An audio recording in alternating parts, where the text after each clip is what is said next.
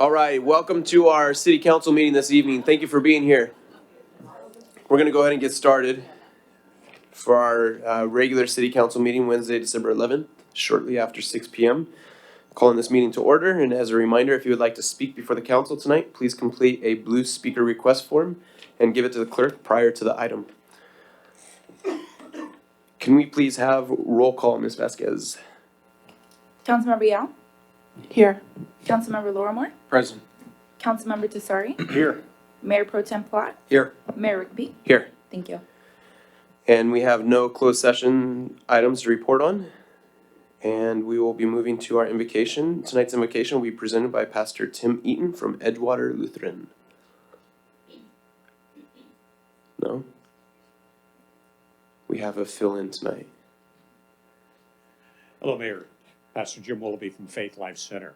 It's great to be here tonight. Father, we thank you for this opportunity to gather together. Thank you for this great city of Eastvale. We pray your blessings upon this council meeting tonight. We ask you for wisdom, insight, understanding. We pray your blessings upon our leaders, Father, and we ask that everything that we do this evening would all be for the benefit of this great city and one another. Father, we pray your blessings upon tonight's proceedings. We ask it all in your name. Amen. Thank you. Thank you for that. The Pledge of Allegiance tonight will be led by Troop 2017G. Sounds good. If you want to come up to the podium. Okay. Audience, please rise. Place your right hand over your heart. Please join me in the Pledge of Allegiance. I pledge allegiance to the flag of the United States of America and to the republic for which it stands, one nation, under God, indivisible, with liberty and justice for all. You may be seated.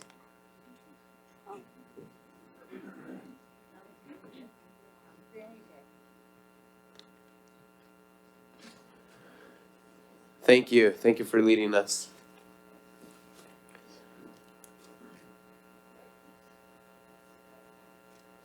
We'll now be moving on to item 6.1, a presentation from Mayor Pro Tem Plott. Thank you, Mr. Mayor, and thank you for all your hard work as you've done in this 2019 year. We have something very nice to present with you tonight, but before I do that, I want to go over a couple of highlights that, collectively, work collectively as a council, but the mayor helps leads the council in the right direction along with staff. And in my opinion, this is one of the most progressive years I feel that the city is, collectively feel that the city has had as far as certain areas where we've grown and developed tremendously in an area. So if you don't mind, I'm going to go over a few highlights, under the leadership of Mayor Rigby and kind of what it's been done. And I'm going to just kind of go over the first one. I highlight a few. I have a list of 21, but I'm going to tone it down a little bit and kind of highlight about 9 or 10 things. During the 2019 year, one of the really important things, actually we did the year prior, was set a strategic plan together. And this helped give the vision of where we want to go as a city collectively. It was the first time that we've had something like that where we actually set goals to accomplish those goals. What Mayor Rigby helped to do in the 2019 years is those goals are nothing if your budget is not set to those goals. And that happened for the first time in our city's history where we actually had the budget set to the goals. And that's where we see that some things are accomplished. So some of those goals, and that's kind of where the list goes. And so I want to highlight that because I feel like that's one of the most important things under his tutelage that was accomplished. One of the first things we did is we secured a 4.5-star hotel in the city of Eastvale, which will create great sustainability for the future in TOT revenue. Also secured 2 new restaurants, Tony's Chop House by the Meat Cellar and Heroes, which is also known as Roscoe's as well. Kind of they share similar concepts. But also there's also other that we cannot announce because they're not quite there yet, but we'll hopefully shortly announce as well. With that, the breaking ground at the Hamner Place. Another thing that Mayor Rigby was really, I think really helped see the vision for it, to help us all see the vision, is purchasing real estate properties in Eastville, right? That's the Palopolis property and the Alphalich property, to actually invest in our city and to purchase real estate in our city, which helps the assets of the health and the wealth of our city. Also was part of the earliest adoption of the earliest adopted balanced budget ever in our history, which was done in May. We also with that received Certificate of Achievement for Excellence in Financial Reporting. One of the big things that Mayor Rigby was a big proponent of was purchasing Paramedic Squad 27. A citywide installation of ALPR cameras, or better known as automated license plate reader cameras. Mayor's also a big proponent with growing our public safety and really being the leader behind the Neighborhood Watch program, but with that, other initiatives like the LPR cameras. Also, in addition of adding a motor officer. With that comes our ranking this year as the 12th safest city in California. That's among 400+ cities in California. And also purchasing the street lights from Southern California Edison and successfully retrofitting them to LED. Now, he physically didn't do that himself. Siemens did that, but again, was a big proponent behind that and working with JCSD to take ownership of those. So we can make a long list, but at the end of the day, the one thing I'll say, and I think all my colleagues would agree, he works really hard for the city. And he goes to, I mean, I don't know how the heck he does it. He's got 3 wonderful children, a family. He's a great father. He works tirelessly, right? He always goes to every event, every ribbon cutting, you name it, he's there. And on top of that, you know, as council members and mayors, we get scrutinized a lot up here, social media, but no one will ever be more scrutinized than a soccer ref. And he does that as well, and I don't know how he does that, but we appreciate all that you've done and all your hard work, and we're very grateful for you. So thank you. And with that, we have just kind of laying out here. I'm just gonna rip this open. We have a little special plaque here for you. Yeah. Wow, well deserved, my man, well deserved. Do you want to get pictures?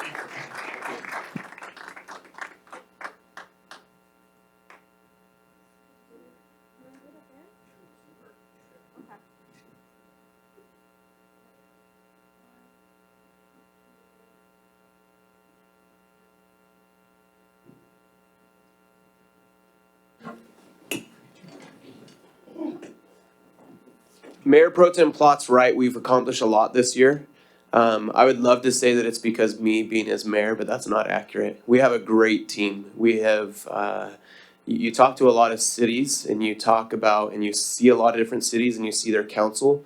And they can be very, I don't think they work as well together as we do. We do a great job. We have a great team. We have a great council.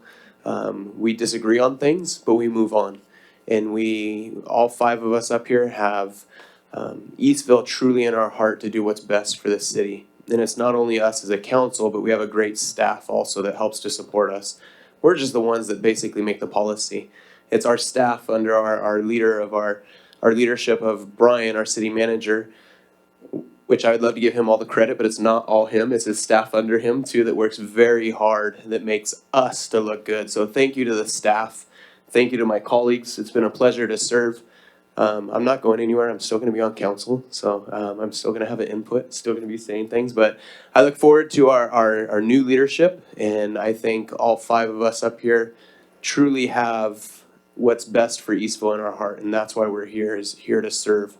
So regardless who's in the mayor position, who holds that position, I'm not worried, because whoever out of the 5 of us that's going to be up here is going to do a great job this next year. So I look forward to that. With that being said, we will move on to item number 6.2, which is our reorganization of Office of the Mayor and Mayor Pro Tem. Ms. Vasquez, will you please present this item? Yes, Mayor. The City Council appoints a member to serve as mayor and mayor pro tem annually. These appointments are effective immediately after the motions. The newly appointed mayor and mayor pro tem will preside until the last City Council meeting in the calendar year 2020, when a new mayor and new pro tem will be selected. Thank you. Do we have any public comments on this item? No, Mayor. Council discussion.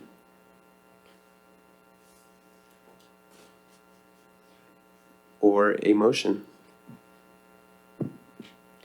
I move Mayor Pro Tem Brendan Plott to be the next mayor. Excellent. As a friendly, well, Mr. Mayor, as a friendly amendment, I would like to move at the same time that we have Mayor Pro Tem Plott as mayor and Councilmember Jocelyn Yao as Mayor Pro Tem. Second. Ms. Vasquez? Councilmember Yao? Yes. Councilmember Lorimore? Aye. Councilmember Tesari? Yes. Mayor Pro Tem Plott? Yes. Mayor Rigby? Yes. Motion passes 5-0. Congratulations. Thank you. And now I officially turn it over to Councilmember Plott. I don't think you've ever hit that gavel once. There you go.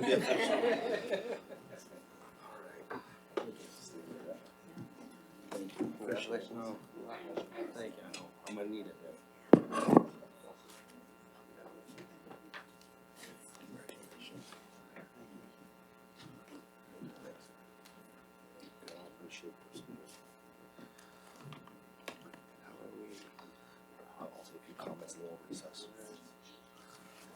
Mayor, your first order of conduct is to tell them where to sit.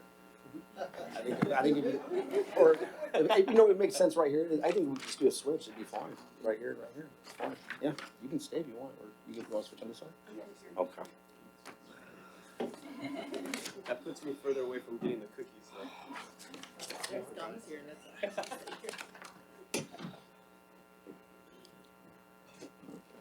Well, I'd like to, man, there's a lot of people. I'd like to thank my colleagues in the council on here who have entrusted and have faith with me, and I'm glad to work with our council and with Mayor Pro Tem Jocelyn Yao to work together. You know, as far as, you know, kind of just moments we were mentioning the highlights of Mayor Rigby and what the council's done, you know, and something like, well, what's the vision for this next year? It's really to continue, all right? I mean, the direction I think that we have the council, and there's a lot of things. We actually, when we did our goals, we had 58 goals, so I won't be up here. But I think if we put collectively together, you know, the sustainability of Eastville is vitally important. And when I mean sustainability, it goes to the sales tax generation, TOT generation. Those are the focus when we talk about sustainability for the future, creating some type of entertainment destination place for Eastville, where that is our biggest gap in our city, where we lose the most money. And so focusing on those efforts along with still sustaining better public safety, right, where we will enhance, you know, the goal is to enhance, you know, our service time for calls. And so we'll continue that. We have a couple things coming up this next year. I think we'll be excited to continue to enhance our public safety initiatives as well. So really it's to take the goal and keep striving in that right direction and make it as best as possible. So, but thank you. And I want to thank the residents of Eastville. I think through this whole experience, I've created a lot of friendships and I've got to know a lot of people, and this city is awesome. I really enjoy serving all of you, and I would love to thank my wife as well and my daughter Penelope for their constant support. Though she said if this happened, she'd overthrow me. So, right, Penelope? So yeah, what we'll do is we're going to take just a 5-minute break, and then we'll go on to item 6.3, and then we'll just continue the normal agenda as planned. So we'll just take a 5-minute recess break, and then we'll go from there. Sounds good? All right.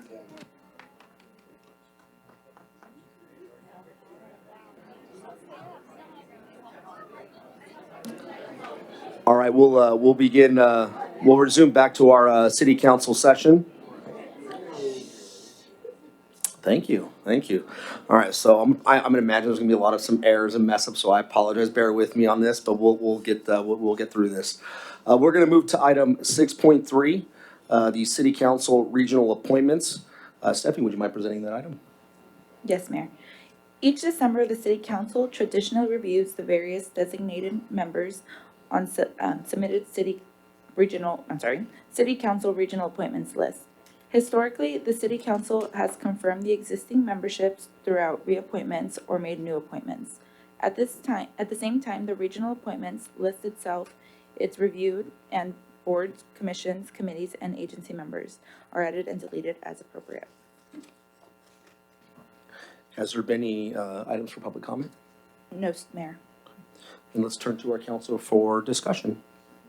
Mr. Mayor, if there are no objections, I would move that the current appointments remain the same. Second.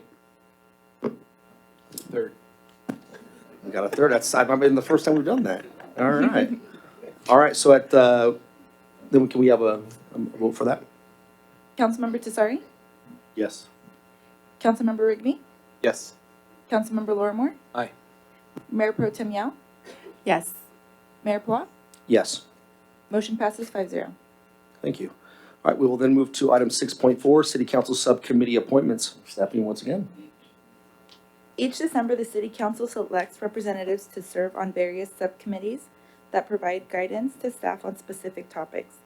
Subcommittees include Finance Committee, School Committee, Eastville Parks Commission, Eastville Legislative Committee, the Civic Center Subcommittee, Business Success Roundtable, Restaurant and Business Incentives Ad Hoc Committee, 2020 Census Ad Hoc Committee, 10th Anniversary Ad Hoc Committee, Waste Hauler Franchise Agreement Ad Hoc Committee, Art Mural Ad Hoc Committee, and Health and Wellness Committee. Has there been any public comments? No, Mayor. All right, turn to council for discussion. Mr. Mayor, if there are no objections, I would move the same as previous, that the existing subcommittee appointments remain the same. Second. All right. Councilmember Lorimore, Aye. Councilmember Rigby, Aye. Councilmember Tesari, Yes. Mayor Pro Tem Yao, Yes. Mayor Plot, Yes. motion passes 5-0. Thank you. All right, then we'll move to item 6.4, City Council Subcommittee Appointments. Again, Stephanie, for the third time, this is your topic. The Public Safety Commission is a 5-member commission that was created to utilize the rich talent pool of expertise citizens to provide recommendations on public safety issues such as traffic issues, neighborhood watch, emergency preparedness, and crime prevention.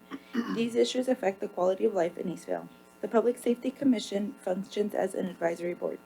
At this time, I would like to present it over to Councilmember Rigby for his appointment. Thank you, and just for clarification, this is item 6.5, not 6.4, so my recent appointee was Commissioner Joe Ward, and due to work schedules, it just made it difficult, and he wanted to make sure that he was fully dedicated while he was doing his position, and he wasn't able to do that, so he asked to step down. I just wanted to publicly thank him for all that he did, for his service, and for his willingness to serve on that committee. And with that being done, with him stepping down, I had to find a replacement. So the replacement that I have chosen is a person that has been involved in the community, but has been involved in the community quietly and been involved in the community for what I feel are the right reasons. Truly wants the community to be safer, wants the community to continue to improve, and has a heart for the community of Eastville. So without further ado, I would like to recommend for appointment for this, Mr. Herb Cirillo, to be my Public Safety Commissioner appointment. And on that, I would like to make a motion. First off, is there any public comments on that? No, Mayor. Okay, yeah, then we can go solicit a motion. Second. Stephanie would, Councilmember Lorimore, Aye. Councilmember Tesari, Yes. Councilmember Rigby, Aye. Mayor Pro Tem Yao, Yes. Mayor Plot, yes. motion passes 5-0. All right, awesome, congratulations. If I can. I guess I should have done it before to kind of tell you guys why I'm appointing him in case you were going to vote otherwise, but just a little bit about Herb. He's, I guess I could say a newer resident to the city, a couple of years, but he is a 30-year veteran with the LAPD, retired from LAPD as a sergeant, heavily involved in his church and gives back to his church as one of the people on their security team there at their church. He's an active runner and also helps with coaching those that want to run. He is actively recruiting people for the LA Marathon too. So if you want to run the LA Marathon, he's training in the midst of training for that. He told me the other day when I met with him, it was pouring raining, and he said, "Yeah, our group just got back from a 6 or 7 mile run." And I'm like, "Holy cow! In the rain, I could barely drive here, and they're out running 6 miles in the rain." So. He is well deserving of this, so I look forward to his participation in the community and look forward to his service on this commission. So without further ado, if we can, I think we. Just administer the oath. Yeah.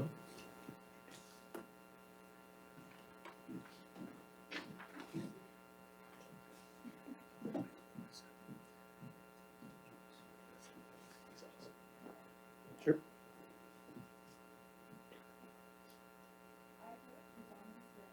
Right hand.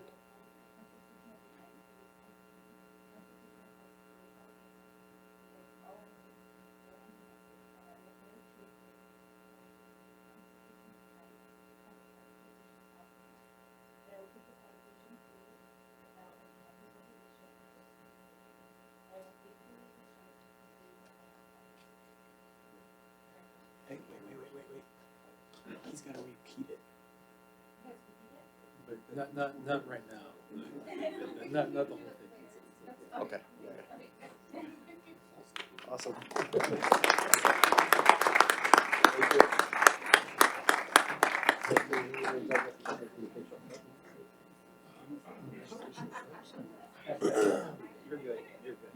We'll get a picture.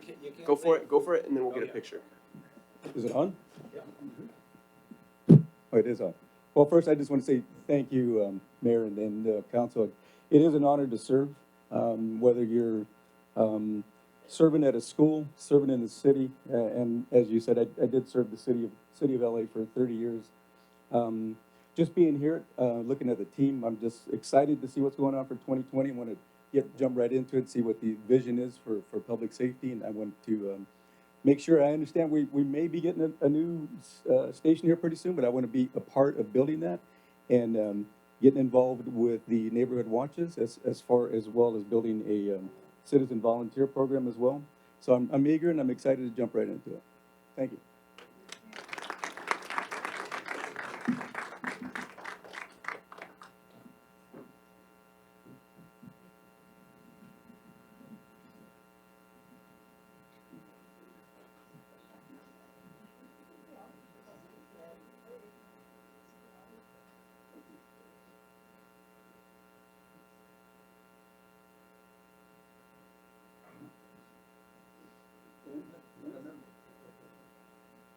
Okay, ready? 1, 2.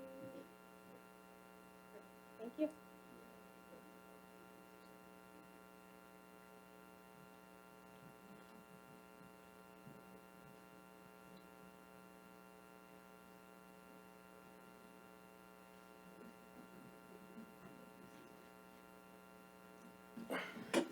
All right, we will now move forward to item 7, additions and revisions. The council may only add an item to the agenda after making a finding that there is a need to take immediate action on the item and that the item came to the attention of the agency subsequent to the posting of the agenda. An action adding an item to the agenda requires a majority vote of the council. Stephanie, has there been any members from the staff as requested to add an item? No, Mayor. Okay. Councilors, would you like to add any items? All right, if not, we'll solicit a motion in a second. Move approval. Second. Real quick clarification, Eric, do we still vote even if there is no additions, or we just move on? Sorry. There's no need to vote. All right. That's my second mistake today, so thank you. There we go, that's 2. That's 2. All right, we're gonna move on to that You can one. if you want to, but. No, I think we're good. I think we're just gonna let that, I'm gonna own that one right there. We'll go, yeah, I know there's gonna be a lot of tests tonight. We'll go to item 8, presentations and announcements, which we'll move to item 8.1, Eastville Public Library update, which Ms. Felicia Chen, would you like to give us an update? Good evening, your mayor and city council members. First, the library would like to announce that their annual Gingerbread House event will be held this month on the 21st from 11 to 12 p.m. All materials will be provided and is available for the first 40 kids. This event will be in replace of family story time. We hope families and their little ones will show their holiday spirit and attend.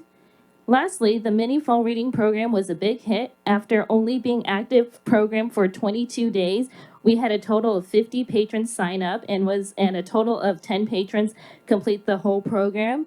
Since there was only one winner, the library was also drew a second place winner that received a free book from our book sale. It has been a successful fall program to where our sponsor will continue this partnership with us next year. Thank you. Were there any questions?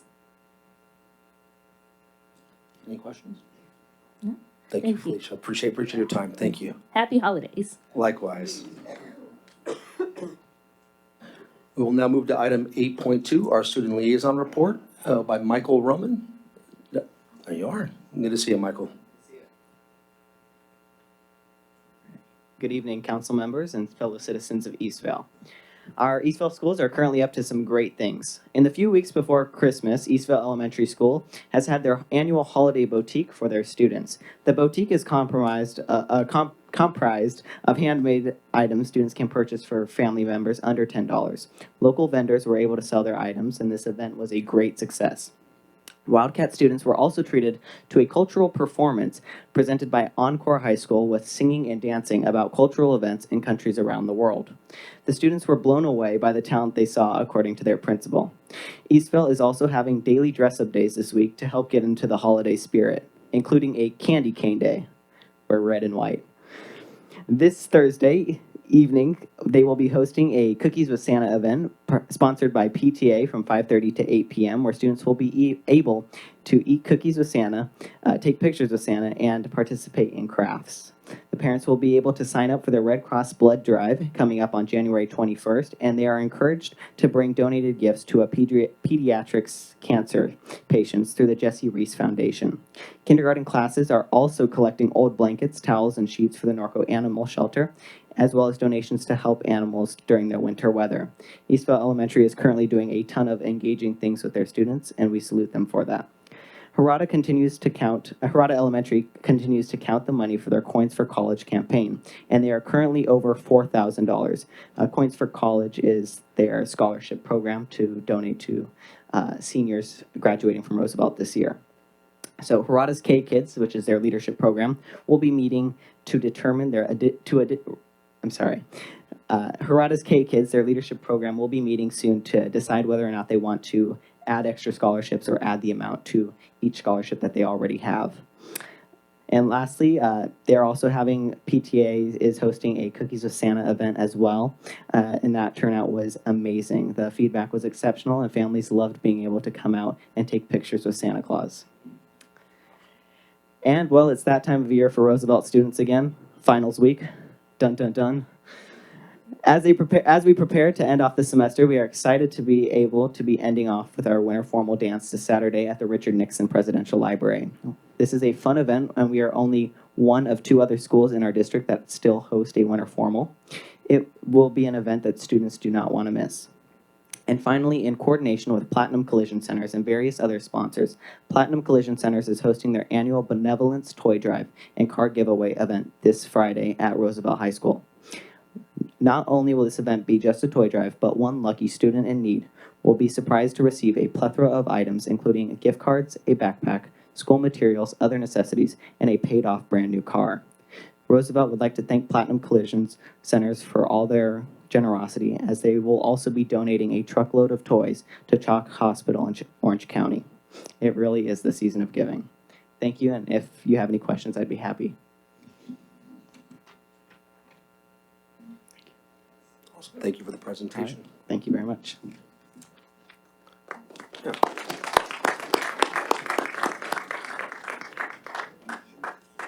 We will now move to item 8.3, recognition of Eastvale Stallions youth football team.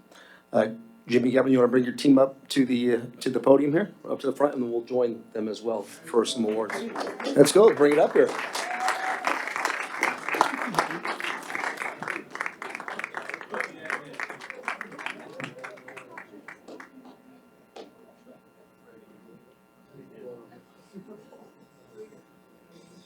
Come on all the way up to the front. Let's go. I didn't want to forget you.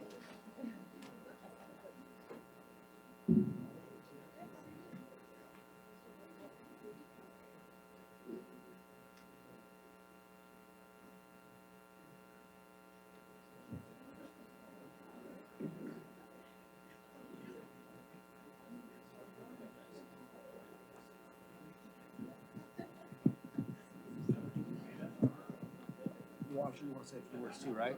All right, I'm going to lead up, and I'm going to give you the mic if you want to say something. You sure? All right. Yeah, please. If you want to announce. I'm going to come over here. All right, so we had some incredible feats that happened this year in this season. So the city of Eastvale is pleased to recognize the Eastvale Stallions youth football team. The Stallions finished 8-2 on the year and earned the number 3 seed in the playoffs. They're only the second team from Eastvale to ever make a junior All-American football finals. They only lost one regular season game, but avenged it by upsetting the number 2 seed in the semifinals of the playoffs. The Stallions were literally 1 inch away from bringing home Eastvale's first crown as the time ran out before they could get the game-winning score. They lost 15-14 to the only undefeated team in the division. 14 players will be entering high school next year, hoping to continue their playing careers at the next level. The city of Eastvale supports our youth sports and commend the Stallions for their accomplishments. I'd like to present these certificates to Coach Gabriel and the Stallions team. You want to say a few words, Coach? Thank you. I'm good. Thank you. All right. Man, a few words is humble. All right, so we got a couple certificates that I'll just kind of, Jimmy, that's yours right there. All right. We got Jimmy, Coach Jimmy, come on, we got to get some love. Coach Jimmy. All right. Jaden Howard Graves not here? All right, Coach, that is for you then. Carlos Ortega. There you go, Carlos. Congrats, my man. Robert Cooper. There you go. Congratulations. Ryan Conlon. There you go, man. Good job, buddy. Drew Amico. I saw that coming. I saw that Drew coming. Armando Carvajal. Was that you? Good job. Quarterback. It's the quarterback right there. All right. Sheldon Williams. And our wide receiver. There you go. Let's see if I get this right. Angel Samaniego. There you go. As a fullback. All right. Francisco Cepeda. All right. There your lineman. Mikai Bogan. Makai Bogan. There you go. What position do you play? It's tight end. All right. James Davis. Not here. All right.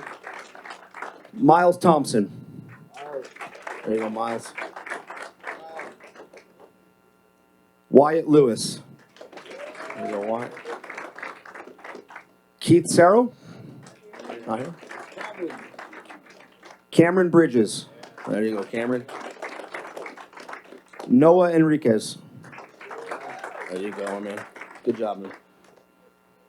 Gavin Enriquez. Roman Grant. Not here. Lance Biggs. There you go. Good job, man. Congratulations. David McDougall. You here? Not here. Charlie Lopez. Good job, Charlie. Good job. Is that it? All right. Believe that's all. Well, guys, on behalf of City Council staff, congratulations on a phenomenal season. Great job. Absolutely. There's only one picture? Yeah, we're going to get one picture real quick with all of us. So if council wants to group in. All right, I'm with you. Rumor has it that if former mayor, Councilmember Rigby was the referee, they would have been the champions. All right, ready? Right here. 1, 2, 3. Good job, you guys. Great job.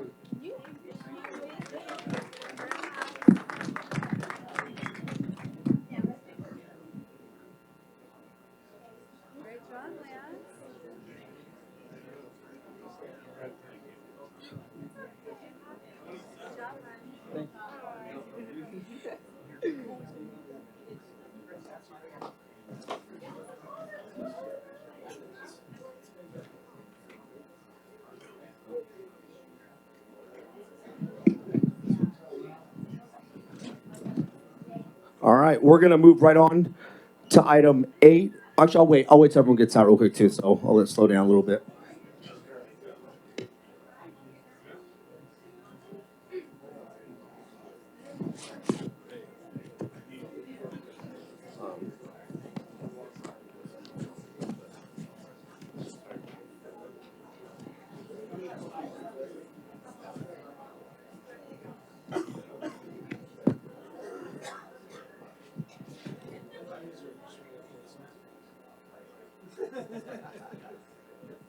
All right, we will move now to item 8.4, which is recognition of military banner participants.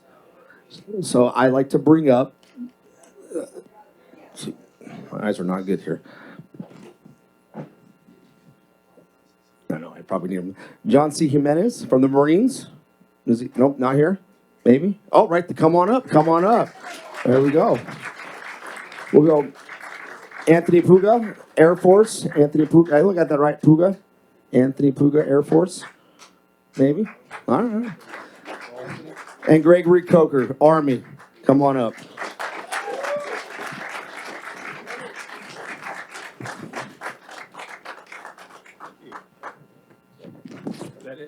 That's awesome.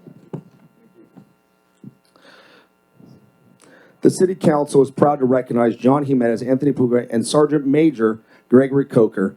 John served in the United States Marine, and his banner was first installed in November 2016. Anthony served in the United States Air Force, and his banner was first installed in May 2017. And Sergeant Major Coker served in the United States Army, and his banner was first installed in November 2013. So on behalf of the City of Eastvale, we commend you for your heroic service to this country, and thank you for being part of the Eastvale community. And we thank you for everything that you guys do. We really appreciate it. There you go. And then John, we'll hold on. You get Anthony Puga's right. Oh, okay.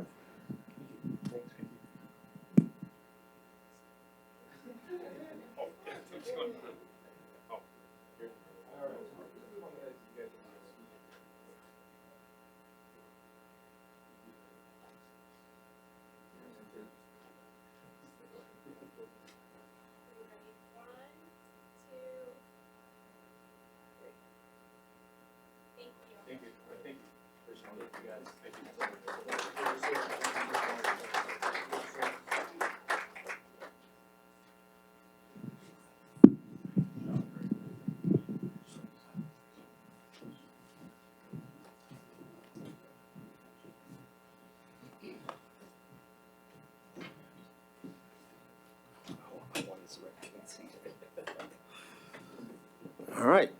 We will now move to item 8.5, WRCOG Regional Transportation Systems Update by Chris Gray.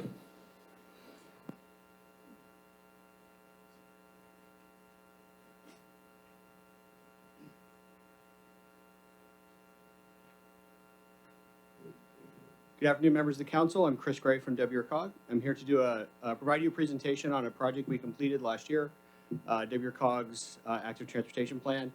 I have to say, whatever I'm going to tell you isn't as interesting as the last two presentations, so I'm really sorry, but I don't think I can compete with a football team and our service members, but I'm going to do my best. So, like many of our studies, WRCOG did a regional plan because A, we wanted to, and someone gave us free money. Namely, the state of California gave us $333,000 to do a regional plan. Our goal with this study was to identify key regional improvements that could be implemented by our member agencies to improve opportunities for walking and biking throughout the region. I'd like to stress, again, the focus of our plan is identifying facilities our member agencies can implement to provide better outcomes. So I'll give you a brief timeline. We completed our existing conditions in 2016. We conducted a variety of outreach in 2017. We completed our study in 2018. And over the past year, I've gone around to various jurisdictions and presented this data. The plan's available on our website. If you'd like to read it, it's hundreds and hundreds of pages of long. I will not read it word for word, but I will just give you some highlights. Contains, as I said, maps of key regional facilities. It talks about goals and objectives. We have quite a bit of data on health outcomes. We've conducted a survey on regional needs, and we also provide detailed project-level analyses of different proposed projects. So one of the reasons we get asked is why we did this. Well, one of the reasons is, simply put, safety. Throughout our region, there are a number of bicycle fatalities. So every red dot is a bicyclist who was hit by a car and died. And on this map, every red dot is a pedestrian that got hit by a car and died. And one thing I want to stress to you is, why do we have issues? Well, one of the reasons is many of our streets are designed to carry cars at very high volumes of speed. And here's something, if you haven't heard this already, this is something I want to stress. At lower speeds, when a pedestrian or bicycle is hit by a car, oftentimes it's a minor injury, maybe it's a serious injury, maybe they go to the hospital, maybe they don't. But once that car hits about 40 miles an hour, almost always that's either a hospital visit or that person goes to the morgue. And the problem is I don't care if you're the best driver in the world, if your car is going 40 or 50 miles an hour, you cannot stop in time if you see someone.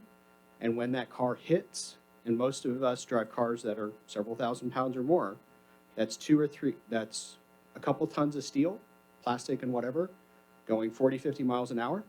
And when that hits someone, that's a very bad outcome. So here's just some rough statistics. Every time you have an injury, it's about a $60,000 cost to the overall economy. That includes medical expenses, insurance expenses, lost wages, those kinds of things. When you have a fatality, it's about $4.5 million. So that includes lifetime earnings, but there's also a human cost as well. Here's the thing. Every person who's killed or injured is someone's father, daughter, grandmother, grandfather, son, whomever. So another one of the regional issues we have is health. And so there are some guidelines that says the average person should have about 150 minutes of activity or about 20 minutes of activity a day. This isn't doing hardcore exercise. This is just getting up and walking your dog, walking your kids to school, so those kinds of things. So even at that relatively low bar, about a third of our region meets those guidelines. And so in the city of Eastvale, you see it's about at the regional average, which is roughly, I'd say, about 30%. So for most of our communities, less than a third of the people are meeting those daily activity goals. And so the question is, why? Well, we did a survey. And so we conducted a regional survey and said, how do you feel about the current environment for walking and biking? Almost 2/3 of the people says they don't feel safe. Half the people said they don't feel safe because of high speed. For other people, they felt it was too far to go. And so when we asked them on a regional basis, what do you think our region should be investing in? It was more paved paths, better access to public transportation, more shade trees, better crossings, more on-street bikeways. So based on all that data, we worked with all of our agencies to identify a series of regional facilities. And here's the map of the regional facilities. There's roughly about 20 of them. And many of them are serving, for example, we have facilities around some of the various lakes and water features. Some of them follow the drainage facilities, the rivers and other things like that. But we also went to each of our cities and said, hey, what projects do you want to nominate? What projects do you want to be in the list? So we got input from each of our cities. We looked at our collision data. We looked at major travel patterns. We had one-on-one discussions with the various cities, and we came up with our final list. So for each of the projects, we identified a fact sheet. And this is important because the direction the state is going is the state is now willing to fund a high percentage of these projects. So if you have a bicycle and pedestrian facility, you can get state funding for that. It's becoming far more difficult to fund simple roadway projects. So we provided the data that you can use as part of grant applications and funding applications. We also provided data. So here's when the state requires that when you submit an active transportation grant, you provide information on your community. We provided that. We've also provided planning level costs for these projects to make it as simple as possible for your community to apply for this funding. I would add that WCOG has a grant writing service where we provide grant writing to you at no cost. The city of Eastville has used that program, and was able to secure funding from the state to implement some of these projects. And then we also went through an effort to do some pedestrian education support. We held some events at the universities. We participated in some fairs. And we also did some outreach to some of the local police departments to educate them on how better to deal with bicycle and pedestrian safety issues.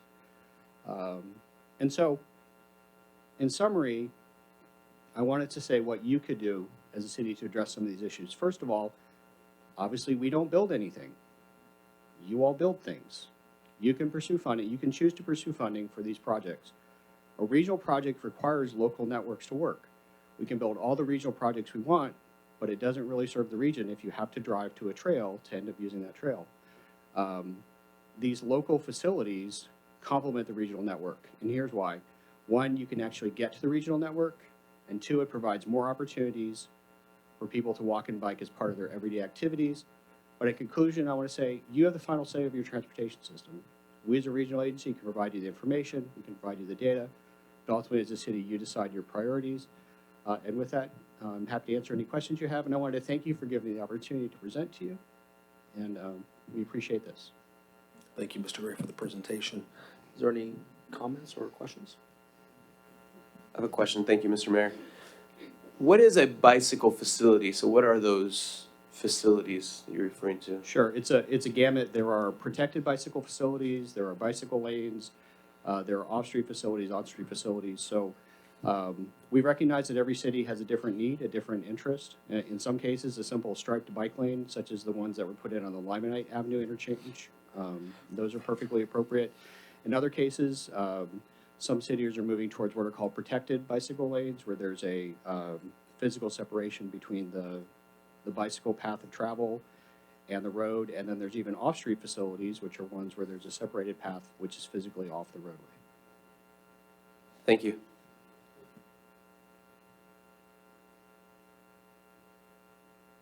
Thank you, Mr. Gray, for your time. We appreciate you taking the time with us.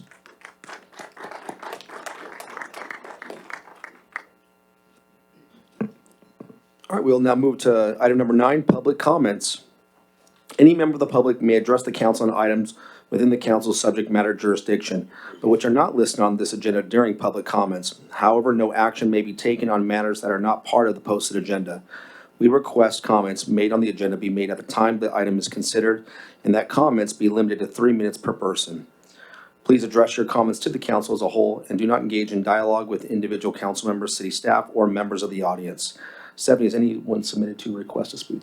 Yes, Mayor, we have 2 speaker cards. The first one is Michael O'Connor.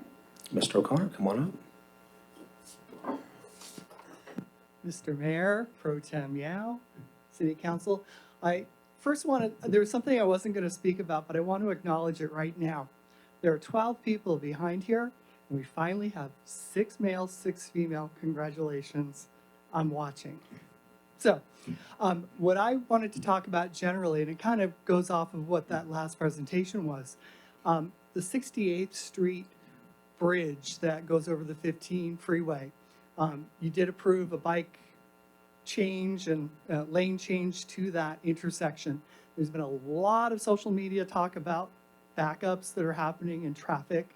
And my understanding from watching a video yesterday from Councilmember Rigby, there was actually an accident involving a pedestrian with a bike crossing the street there.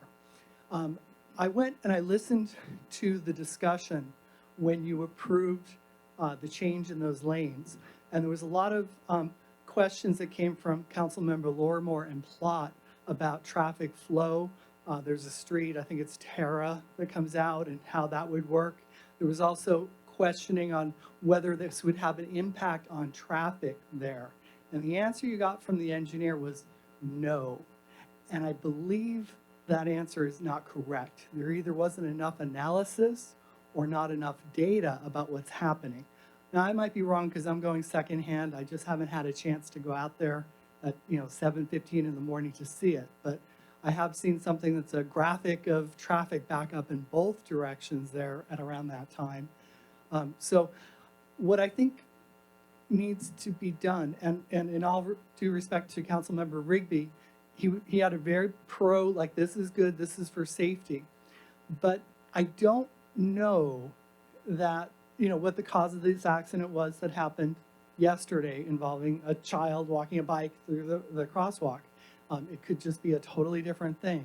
But I think it's maybe appropriate to do like a post-modification traffic study of that intersection, making sure that everything is working the way it's supposed to. When we change lanes from 2 lanes to 1 lane that are going through either direction, actually from, I'm talking about from Eastvale into Harupa Valley, that obviously causes it a 50% reduction. Is very easy to get to. But I think the reduction in throughput there, this is going back to college when most of you are toddlers except for you, that when you're merging up after, you actually have better velocity and better throughput when you have the 2 lanes and you're merging together at a velocity rather than trying to merge at a stopped kind of velocity. So I think we've lost more than 50% of the capacity through there, and I think that's part of what's there. I'm going to end now. Thank you. Thank you. Next speaker. Keith White. Mr. White, can you actually get the microphone for Mr. White? Thank you, Eva.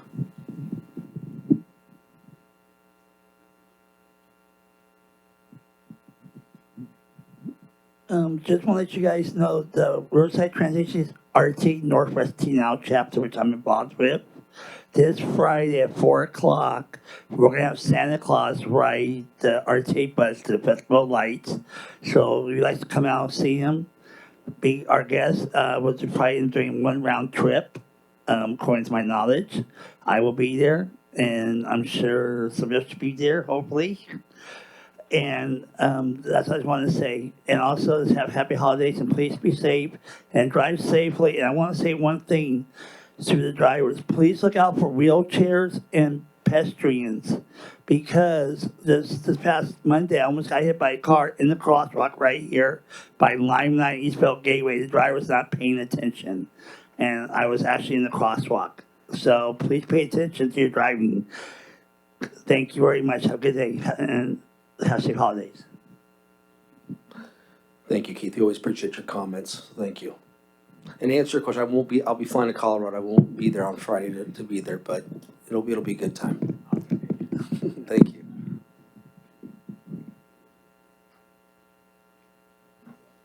We'll now move to item number 10, consent calendar. All matters on the consent calendar are considered routine and are to be approved with 1 motion unless a council member, staff member, or a member of the public requests separate action on a specific item. Stephanie, has there been any staff member or any members of the public have requested to pull any item? Yes, Mayor. A member of the public requested to pull item 10.7. That will be the planning department update, okay. And there, council members, any item that you would like to pull as well? 10.12.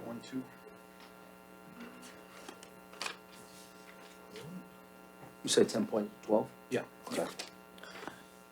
Anything else?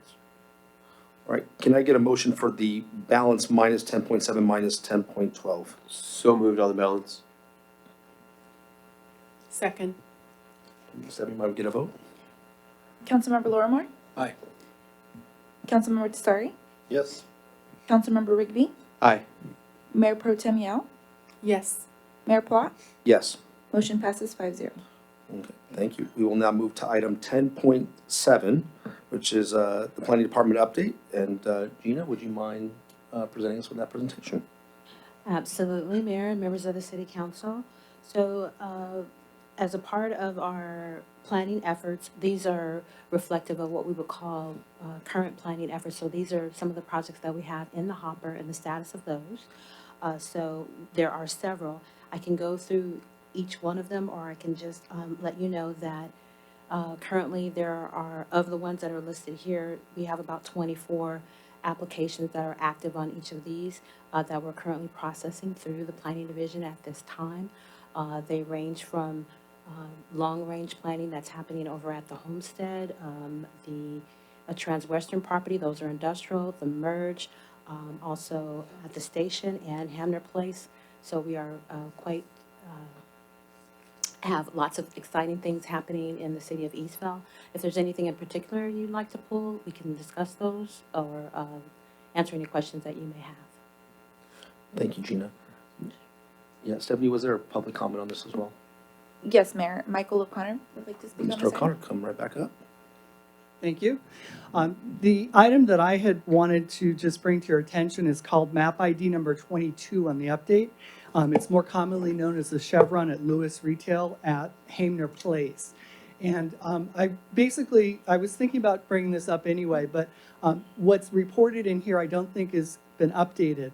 At the last Planning Commission, this application was submitted, and in what was probably one of the most dramatic for me as a witness, the decision kind of was going down, yes, no, and finally the chairperson cast the deciding vote, which was a no.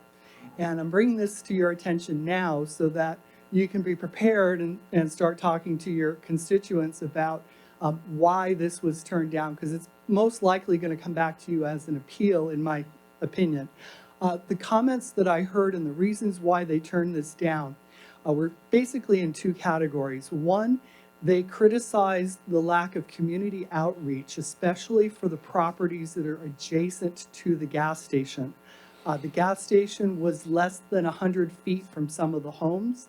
And the second reason was one of the council members especially just did not think that was an appropriate use for that land, regardless of what you might do for a gas station being that close to a property. And when I think about it and go back and listen and think about where all the gas stations are in the city, there are no gas stations that are that close to a residential area. Not that I know of anywhere. You might be 300 feet, 400 feet, but not for existing homes that have been there for 18 years or so. So those are the two things that were there. I think it was a good call, and we'll see if it comes back to you, but I just didn't see that as an update here, and I thought it was important for you to know. Thank you. Mayor and members of the council, if I may, I think on the far right-hand side under the current status, it's summarized by saying it's waiting for a revised submittal.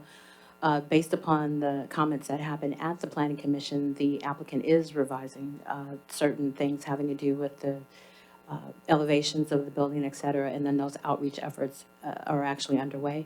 So that was rather than regurgitating all of the things that had happened at the meeting, that's our summary document. Obviously, this document is a little lengthy, but certainly you will have an opportunity to review that when the appeal is ready for your review. Does the council have any comments? Thank you, Gina, too, as well. Thank you, Mr. Mayor. I have a question on that. If we can, maybe on that item under map ID 22, if we can update that to just probably say that it's been denied by the public or by the Planning Commission and the date it was. Because looking at the project before map ID 21 Sunshine Growers, it shows when it was approved by the Planning Commission. So I think just to be consistent, if we can do that. Absolutely. Thank you. And an appeal was submitted by the applicant. Mr. Sorry. Thank you, Mr. Mayor. Is there any, we have an update, any movement on Walmart? At the Planning Commission meeting, not on this one coming up, but in January, we should be taking the extension of the map.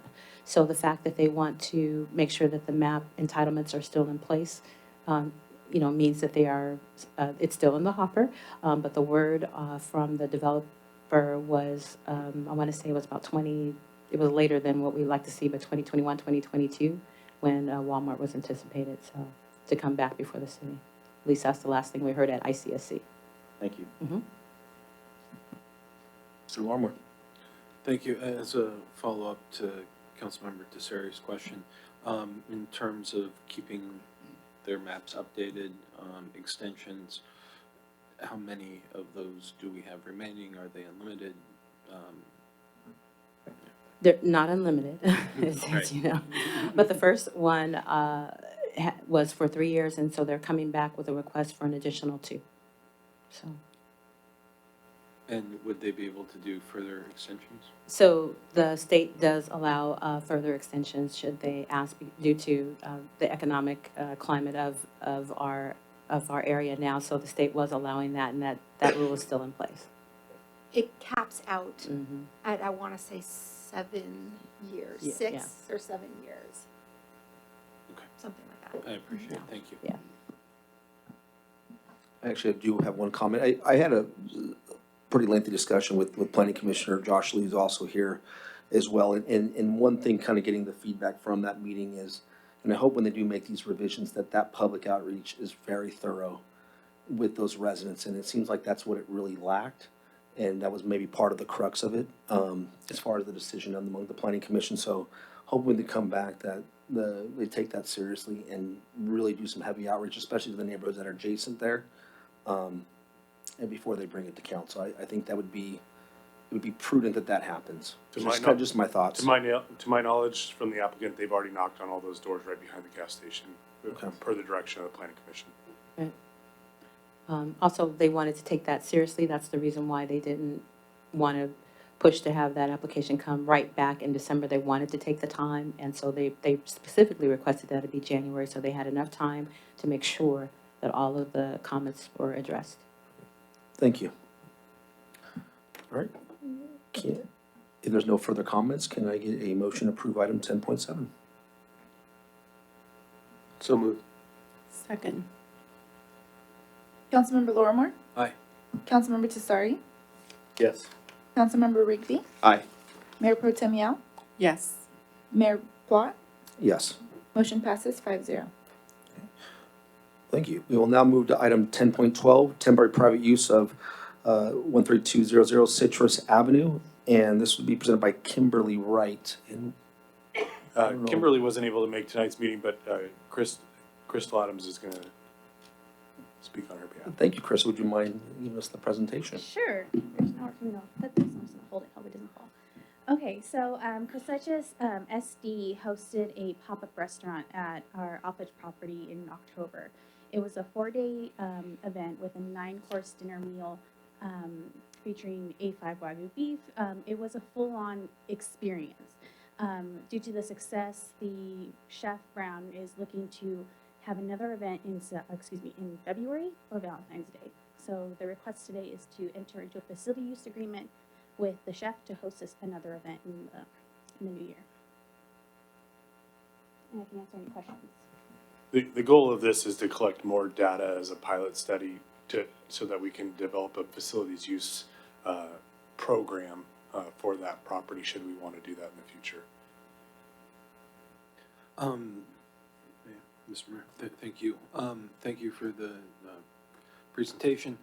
The fiscal impact is the part that I had a question about. I don't know if you'd be able to expand upon what is in the report.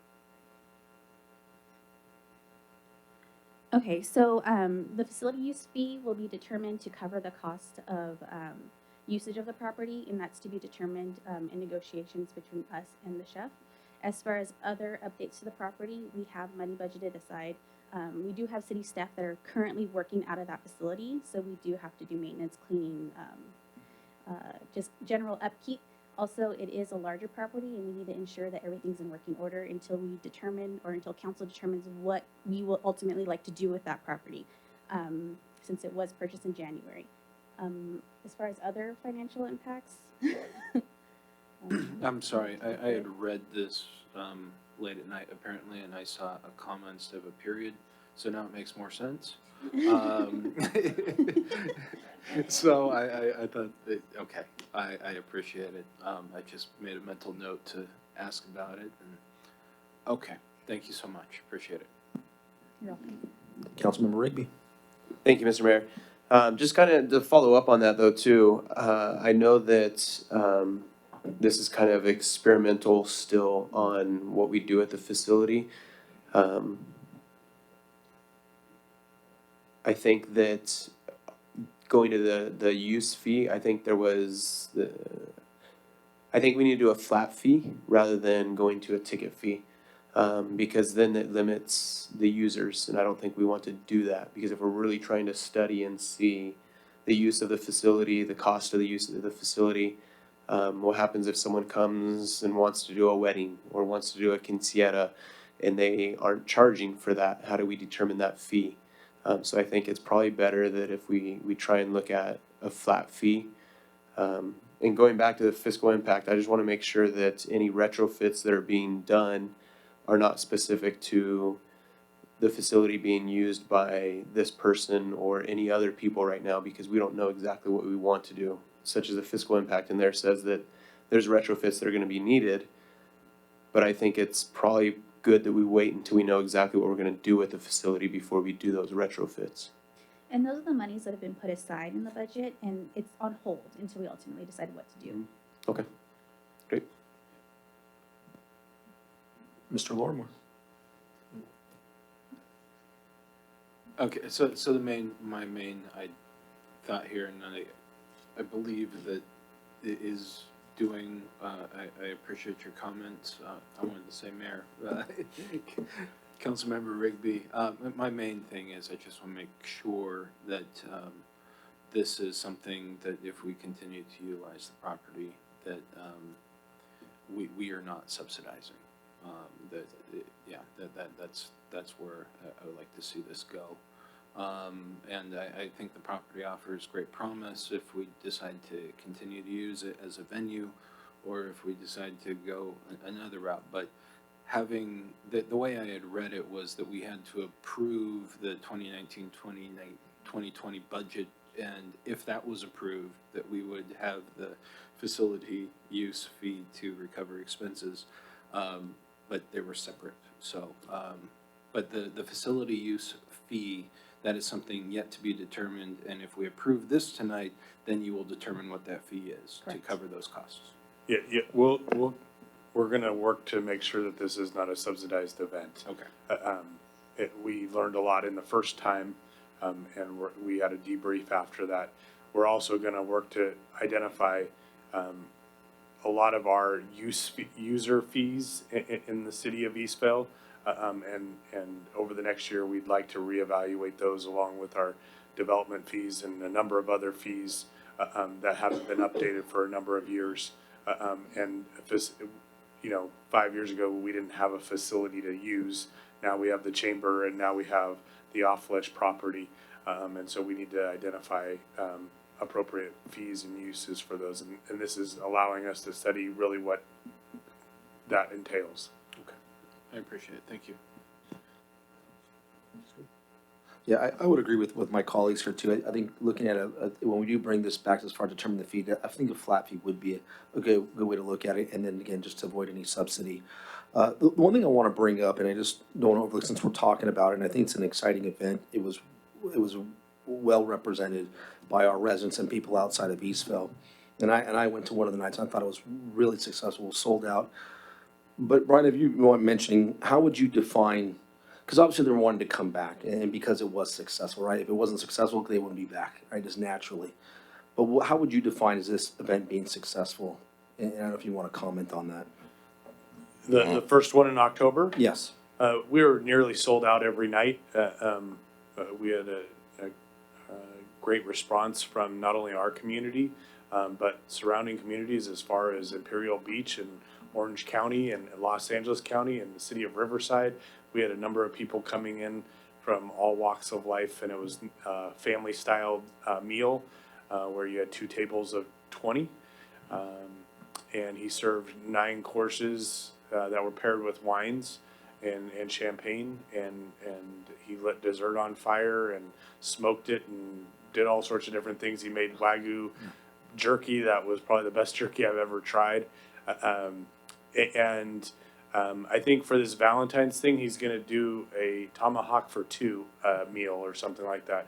I don't know the price point on it. I think it might be a little less than the last venue. It might be, I was hearing something like in the $300 per couple or something like that, which is a little less than it was last time. And then 9 courses with that. I think that's what he's proposing this time, but I haven't seen the menu yet. Thank you for that. And the reason why I asked is just, anecdotally, I had people bringing up to me and sharing their experiences, and it was just something neat to see our residents kind of rally behind and get behind that. Along with people outside of Eastvale, you get to showcase your city as well. So with that, I guess we're still able to vote on this since we're not talking about the type of fee, flat fee, but we can just vote on that. Is that correct, Erica? Just want to make sure. Yeah, correct. So I think your direction is duly noted, and we'll make sure that we keep that in mind as we're actually finalizing the draft of the agreement. Perfect. All right, with that then, I will ask for a motion in a second. So I move. Second.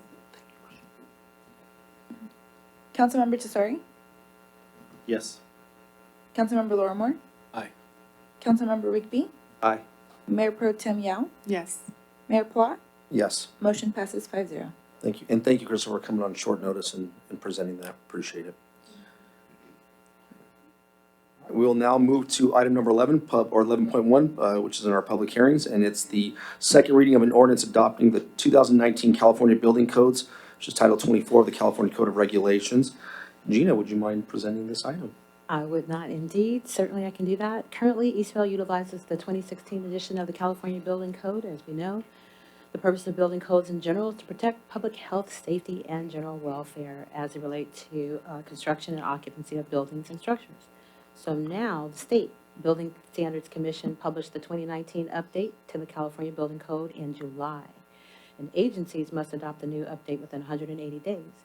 So the 2019 Building Code is effective on January 1st, 2020, and how that impacts the city of Eastvale and other municipalities is that permits that are submitted after the effective date must comply with the 2019 update. So the staff recommends that the City Council conduct the public hearing and then adopt the ordinance to approve the 2019 California Building Code. And the city's contract building official, Jerry Adelano, and I can answer any questions that the council may have. And I might add that the most significant thing has to do with EV parking. So there's some new requirements for that, which I can read that as well. But that's the major difference. And we could see an uptick of building submittals in the next few weeks before January 1st, so that they take advantage of their architect's hard work up to this point. Thank you, Gina, for that. Sure. Mayor Pro Tem, Mayor Brandon Plott, congratulations. Oh, thank you. Mayor Pro Tem, members of the council, good evening. My name is Jerry Arellano. I currently work in the capacity of the city building official for the great city of Eastvale. And here to answer any questions on the proposed adoption of the latest California Building Code, the 2019 edition, which was, as Gina mentioned, has been published and released by the California Building Standards Commission. Well, before we go into that, we just want to officially open up the public hearing. And then do we have any public comments? No, Mayor, we have not received any. Okay. Well, since Jerry kind of introduced it and had any questions, does the council have any questions for Jerry?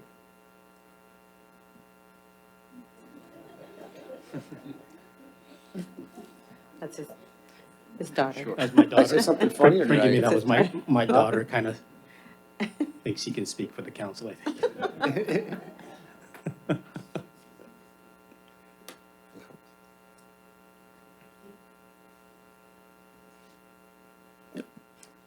Councilmember Lorimore. Thank you, Mr. Mayor. Thank you. Welcome. I don't think we've actually personally met yet. Welcome. Yes, on these new rules that are coming down the line, are we adding to anything more than what the state has suggested as a city? For the city of Eastvale, we're not proposing any additions. We're just adopting all the appendices and the volumes of the building code. Okay, excellent. I appreciate it. Thank you. You're welcome, sir.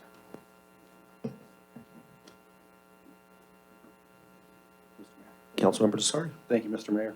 Not that it matters, but is there anything that you find objectionable? From what I've reviewed for the changes from the current building code to the proposed 2019 building code, I see nothing that's objectionable. The majority of the changes from the current code to the new code I see concentrate mainly on stricter but practical changes in terms of materials testing,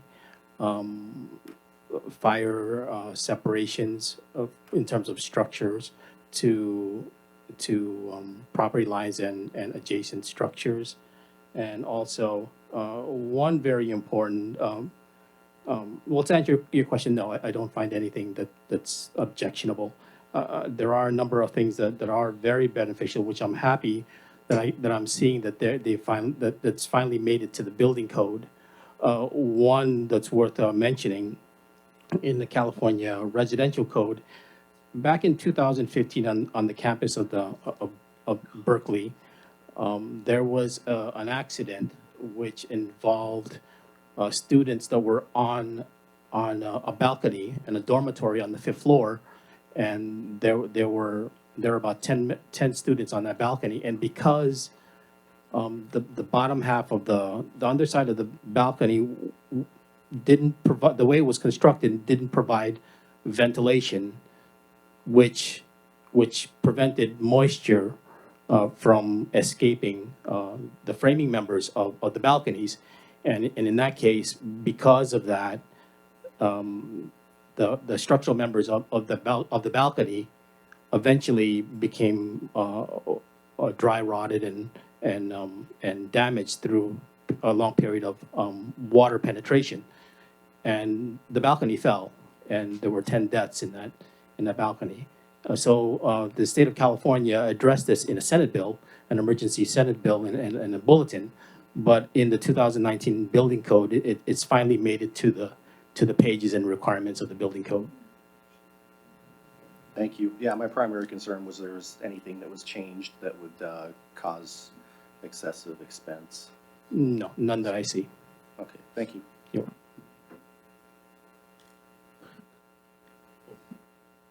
Councilman Rigby? Thank you. Now, with the new building code, how does that work? Is it, they have to build according to when the plans were submitted or approved, or according to when it was built? When does the building code take effect for them? You know what I mean? Does that make sense? Yes, if adopted by the city of Eastvale, all submissions after January 1st, 2020, submissions meaning plans and proposals, their design and their proposals have to meet the requirements of the 2019 building code. So if they submit it after January 1st? Yes. So even though if they submit it from now until then, even though it may come back for corrections or resubmittals or anything like that, it's still 2019? Yes. Okay. Yes, and Okay. anything in the hopper now is still grandfathered into the current 2016 California building code. Perfect. Thank you. You're welcome. Actually, well, let's pass to Mayor Pro Tem Yao. I know we don't have to per se, but I was wondering if we have reached out to Chamber of Commerce regarding this, just updating them, making sure that businesses and developers, I'm sure developers, the companies knows by now, but more so like businesses, local businesses, are they aware of this? Have we talked to our Chamber of Commerce? We haven't reached out to our city's Chamber of Commerce yet.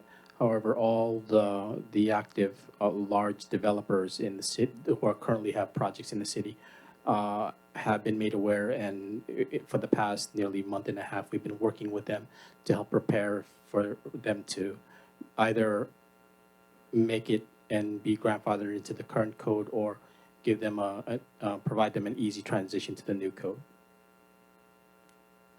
Councilman Blarmore. Thank you. Is it the Title 24 that deals with the new solar requirements? Yes. And with these solar requirements, do we have any standardization within the city for suggestions to developers as they move forward with installation? The changes that affect the installation of the solar panels on the roofs, the one thing that I completely agree with is the placements of the modules on the roofs themselves. Currently, if you have a gabled roof, the panels are allowed to be installed to the very edge of the eaves line. The new building code now is now not allowing that. It has to be pulled back at least 18 inches. Reason being is to help assist first responders if they have to get to the main ridge of the roof and there's no other way. Normally, it's built into the plan check process that there are other ways of accessing the main ridge. But if all else fails, they want to they're given this other option on making it to the main ridge to do their work. And also, there's this new product, which is building integrated solar panels, which is, I think, is aesthetically looks very nice. Currently, when you see modules installed onto the roof, they're an add-on onto the roof, and it's very obvious. But now in the building code, they've adopted processes and procedures in allowing what they call the building integrated PV panels, which it's going to look like the roof, but they're actually the solar panels themselves. Yeah. Okay, so the reason I asked, because I was looking through here, and the report, that would be under energy, right? Yes. Okay, because the report references, let me see here. Our report references the energy code, which is a copy of a file is available elsewhere. So it doesn't specify, that's what I was asking about the solar, but I do understand that it's going to add significantly to the cost, but I guess everybody's having to do it now. Yes, sir. Yeah. Thank you. You're welcome. Are any additional comments?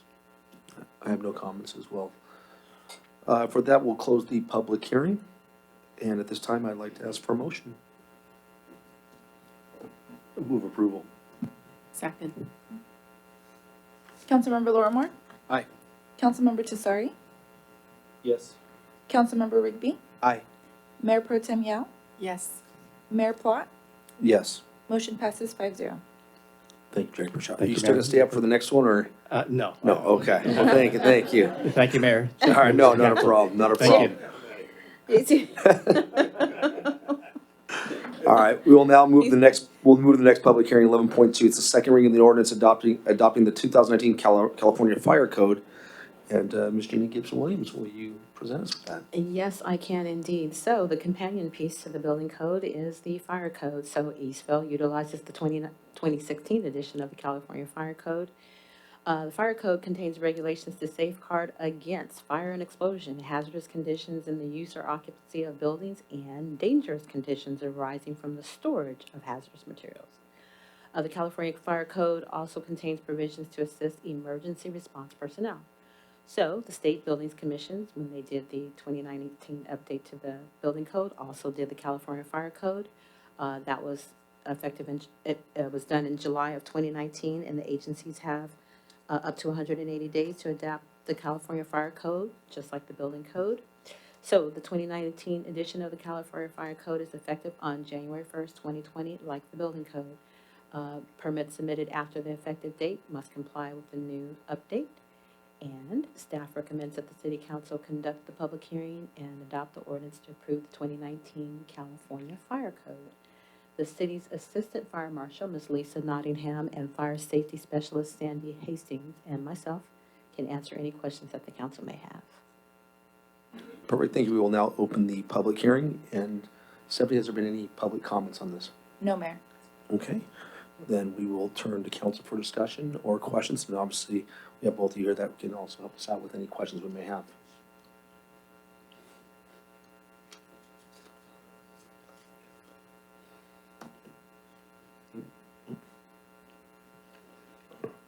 All right, seeing there's no comments, we'll now close the public hearing. And I would like to ask for a motion. So moved. Second. Councilmember Lorimore? Aye. Councilmember Tesari? Yes. Councilmember Rigby? Aye. Mayor Pro Tem Yao? Yes. Mayor Plot? Yes. Motion passes 5-0. Jerry, were you hoping that would happen that time? That was easy. Just kidding, Jerry. I'm messing with you. All right, we'll now move to item 12.1, the city council business. And this is the addition of planning manager to the community development department, and which was also submitted by Angelica. Angelica, you gonna present on this one? All right.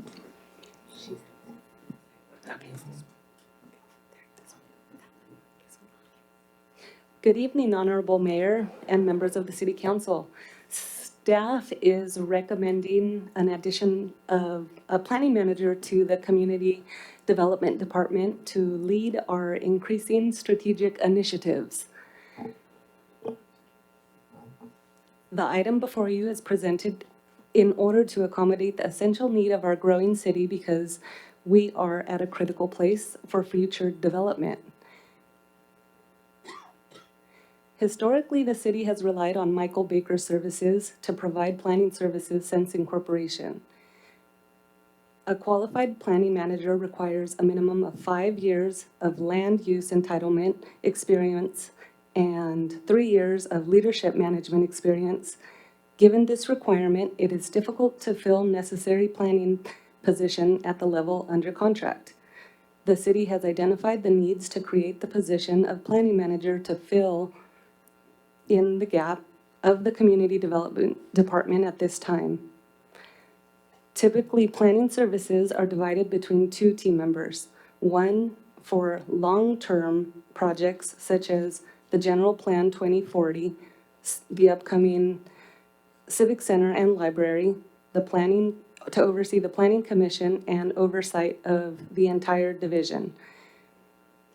The other is to manage and assist entitlements such as Hamner Place, The Merge, The Ranch, Leal, and Goodman, and to be the operational liaison between the development community and the city. In efforts to remain competitive in the labor market, the suggested salary determined by staff is range 27. This compensation is based on an average of the following surrounding cities. We've included Chino, Chino Hills, Corona, Fontana, Hemet, Ontario, Paris, Rialto, and Temecula.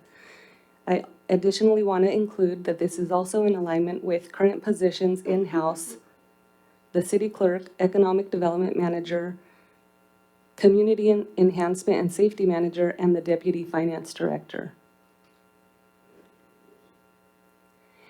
And I'm going to go ahead and pass this over to Amanda, and she'll provide you more information with the fiscal impact.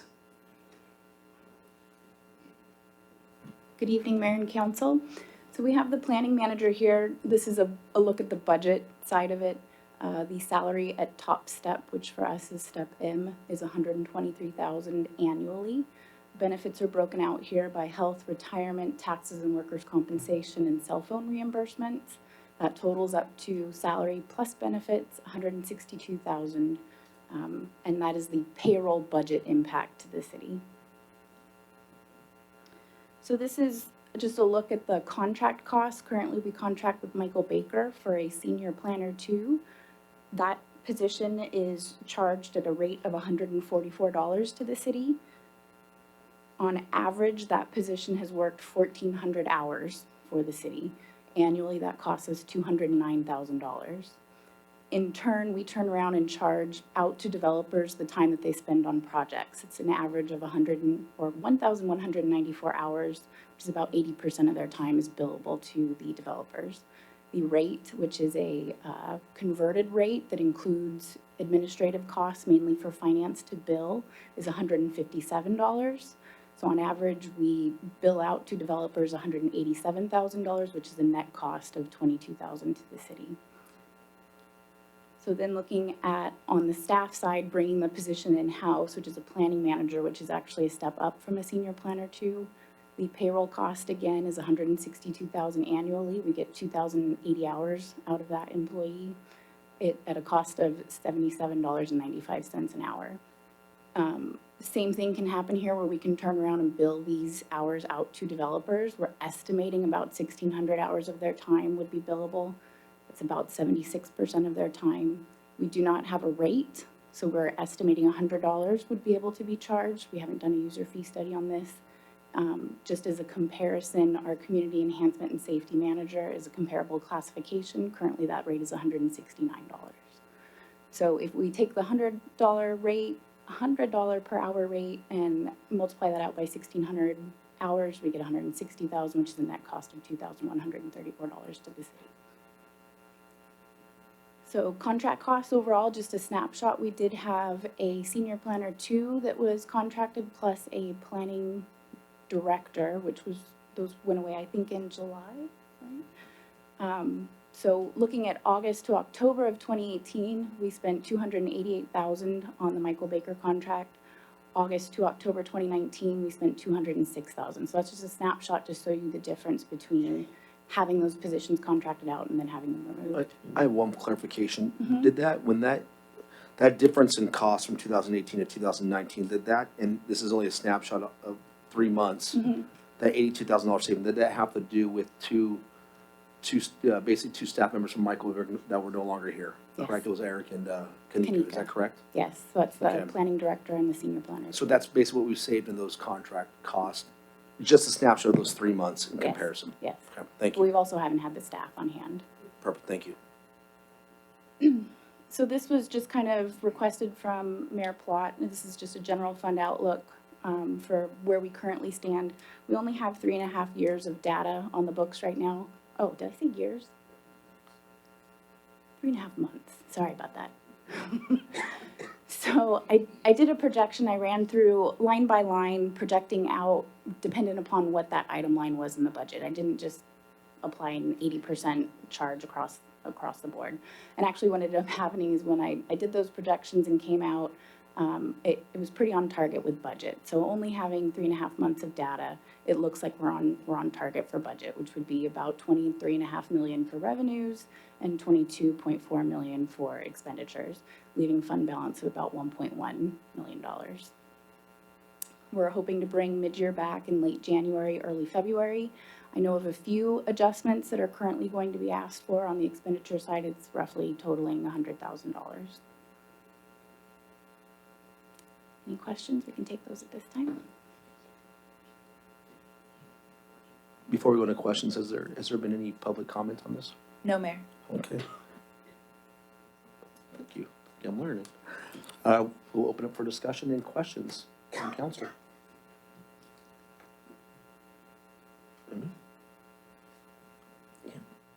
Councilmember Rigby. Thank you, Mr. Mayor. Thank you for the presentation. Just a couple of questions on, we received, just for the public to know, we received a comparison survey planning manager study of salaries. And just on that, is that salary and benefits, or is that just salaries? That was just salaries. Just salaries. Okay, so we don't know what their benefit No. package was. Okay. So we're right on, we're requesting right on the average, the high average is what we're requesting. So I believe on the comparison study, it was 97,000 was the average low, 123,000 was the average high, and, sorry, I've got a mess of paper here. And we're requesting 123,900. 123 to start, but or to top out, but the starting step would be 92,000. So that the pay range would be 92,000 to 123. Okay, that's all I have right now. Thank you. Yeah, can we go back to the slide, basically the slide where it showed the hourly rate of the senior planning 2, and then kind of the next, no, eventually we'll go to the next slide where it shows the rate of the planning manager. So just, I guess, just to clarify and to make clear, is that currently, or not currently, because right now, is there a planning manager available at Michael Baker? To my knowledge, there's no one available at this point, and that leaves a gap in the services that we were getting provided, and that therefore is the missing gap. But when we did have that, we were roughly paying, if you go back to the prior, thank you, we were paying a rate at $144 an hour for that particular, it's not even a senior plan, it's not even a planning manager, it's senior planner 2. In essence, we are going to reverse that cost, bring on a new a planning manager, and that rate that we're going to be paying at is roughly $77.95. So there's a significant savings and more rate of hours that we can get out of that if we want to have a close comparison. Basically, we can either get the Michael Baker rate of 1,400 hours versus over 2,000 plus hours and get the same rate, or work less am I understanding that correctly, that we're not increasing our budget? We're just actually, in essence, we could be either A, getting a person that can work more and equal out that cost, or have a savings of just working the equal amount of hours. Am I assuming that correctly? Yes, that's correct. Okay, and so just to read it, for the benefit of the public, there is no increase in this particular budget that we have set. There's no increase in that because we were already paying for this position going way back. Is that correct? Correct. Okay, the one other question I have is how the position is paid. And when we have this planning manager, this will be under the budget of Gina's budget and the community development director budget. This will be an operation cost, is that correct? And the outgoing costs will come out of the general fund cost expenses.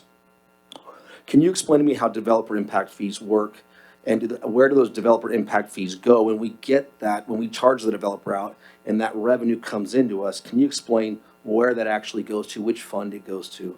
I think that'll be helpful. So the developer deposits come into an agency fund, and they sit there until we get invoices or we charge time there. And then once a month, we take the money from those deposits and we deposit it into a revenue account in the general fund. So to answer that, Claire, it goes to the general fund. Yes. I have a question regarding how this whole thing this entire thing works with developer. Why is it that on the slide that says contract costs, 80% of the hours were billable, and when it comes to staff costs, it's estimated 76% hours? I know it's only 4%, but what's the difference? So we're assuming that 80% of the contractor's time is billable time, and they are not working 2,000 hours. So when we bring this in-house, they'll be working 2,000 hours. We're assuming a little bit less, about 76% of their time will probably be billable to developers. So it's really based on a percentage model and just the fact that they're working more hours. It's very similar to how RSO does their contract rate. When we pay for our motor officer, we pay for a 40-hour motor officer. However, when we pay for a contract deputy to come in, and I can't remember, it's like 1,600 hours that we're paying for them per year. And so it's a higher rate than the motor officer who would be taking vacation. We always have those hours coming in. So this is a very similar thing. Plus, our managers don't get paid overtime or comp time or that way, so they get management leave. And most of them work beyond that in the first quarter of the year. So the next 3 quarters, we're getting gravy off of them. So, I have actually 2 more comments. Can we go to the org chart that you had, I think it was on the first slide? Thank you. Just so I'm clear, Gina, who's our community development director, her umbrella of scope of work is under really these 5 departments. Is that correct? Yes, So- that's correct. Thank you. So a planning manager, in essence, could help oversee, I mean, there's obviously a ton of responsibility, there's a director over all that, but a planning manager, instead of contracting out, can oversee those contracts with Michael Baker, with Interwest, to help that, right? Yes, sir, that's Yeah. correct. Okay. Yeah, that's an extensive, okay. I can see where the load of work would come in pretty aggressively, so. Okay, one other thing I wanted to bring up, and because I've kind of had a lot of questions in that is, there's this idea of, well, if you hire internally, and this is just more of a comment for the public, because if you hire internally, then you have pension funds, or you have benefit and pension. I just want to make it clear, when we contract with Interwest and Michael Baker, we are paying for those retirement or investment funds or whatever they have into the labor rate anyways, is that correct? Okay, I have no questions. I just want to make sure that was very clear and stated, because it was sounding like, I've heard some from the public was saying that, oh, well, you have to pay for pension. Well, we're paying for it anyways, just in an overall lump hourly rate. And that is correct in assuming that? Yeah, I would assume that the rate that we're charging includes their benefits that they pay to their. Yeah, I would imagine they would not just pay that and pay that separate. I would imagine it'd be in the cost. Okay, just wanted to, I wanted to make that very clear. Thank you. I have no questions. Councilmember Lauren. Thank you, Mr. Mayor. For this position, I understand it's labeled as planning manager within our structure within Eastvale. Would they be part of the management team, or are they, who? Yes. Yes. Okay, okay. So on the benefits, I didn't, that's where I wasn't clear, as to what the position was, but I appreciate the clarification. So I wanted to make sure also that, and I believe it was asked, but I wanted to make sure that it was asked in such a way that it was understood. We're talking in the staff report, under fiscal impact, it listed as 161. That's all in at the top step, right? Correct. Okay, so theoretically, it'll likely be less. If they come in at non top step. Yeah. Right, okay. And the 161 is compared to this separate piece of paper that was handed to us with the comparisons, and I believe was in the presentation. I don't know if it was in the presentation, actually. The comparing, okay, they were not. The average was, but that number was not, the numbers presented in this document here, the comparison survey, are not all in. They are strictly salary. Salary only. Okay. It's actually clearer to me now. I understand it probably is about as clear as milk to you guys out there because you don't have this in front of you, but thank you. Are there any further questions or comments? All right, seeing that there's none, we would like to solicit a motion. Move approval. Second. Excuse me. Councilmember Lorimore? Aye. Councilmember Tesari? Yes. Councilmember Rigby? Aye. Mayor Pro Tem Yao? Yes. Mayor Plot? Yes. Motion passes 5-0. All right, we will now move to item 12.2, First Amendment to City Manager Employee Employment Agreement. And this is, will be presented by our City Attorney, Erica Vega. Thank you, Mayor Plot, council members. I'll keep this short and sweet. At your last two city council meetings, you met in closed session to conduct a performance evaluation of your city manager, Brian Jones, and you also met with me to discuss amendments to his employment agreement. And the proposed first amendment to City Manager Jones's agreement is before the council this evening. It makes two substantive changes. One is an extension of the term to add another year on.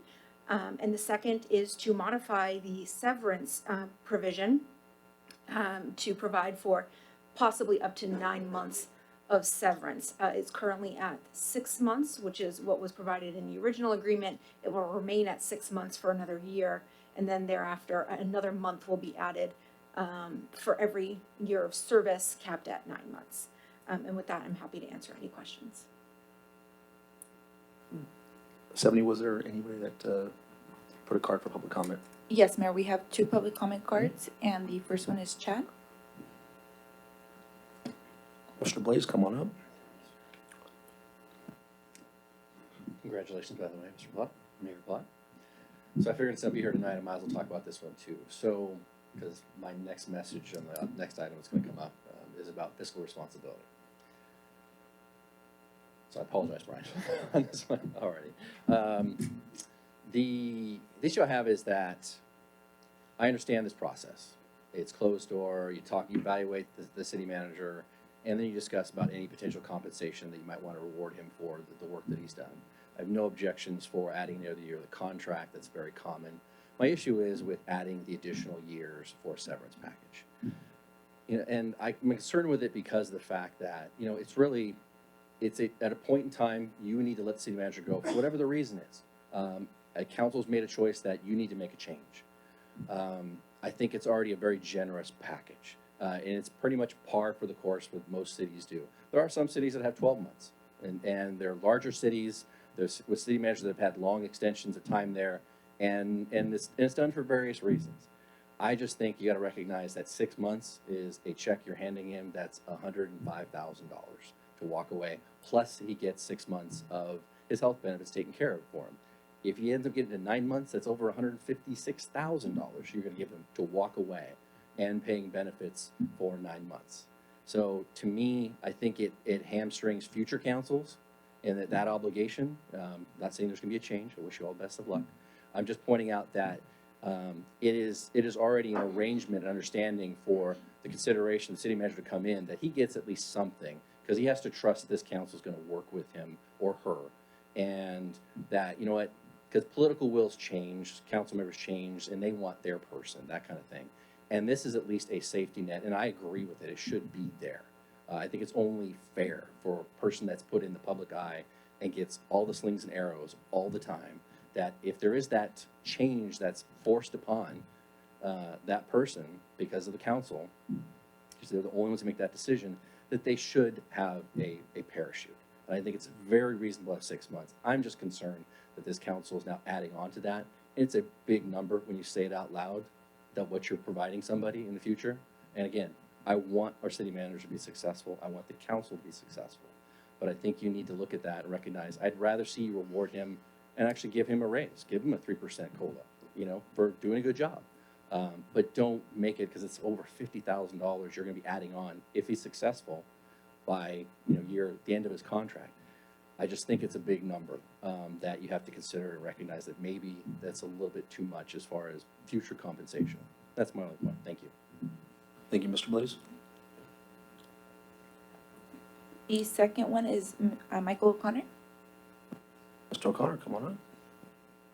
Dun, dun, dun, dun, dun, dun, dun, dun. No, all kidding aside, congratulations. I think that was, you know, a great evaluation to get, especially in your first one out.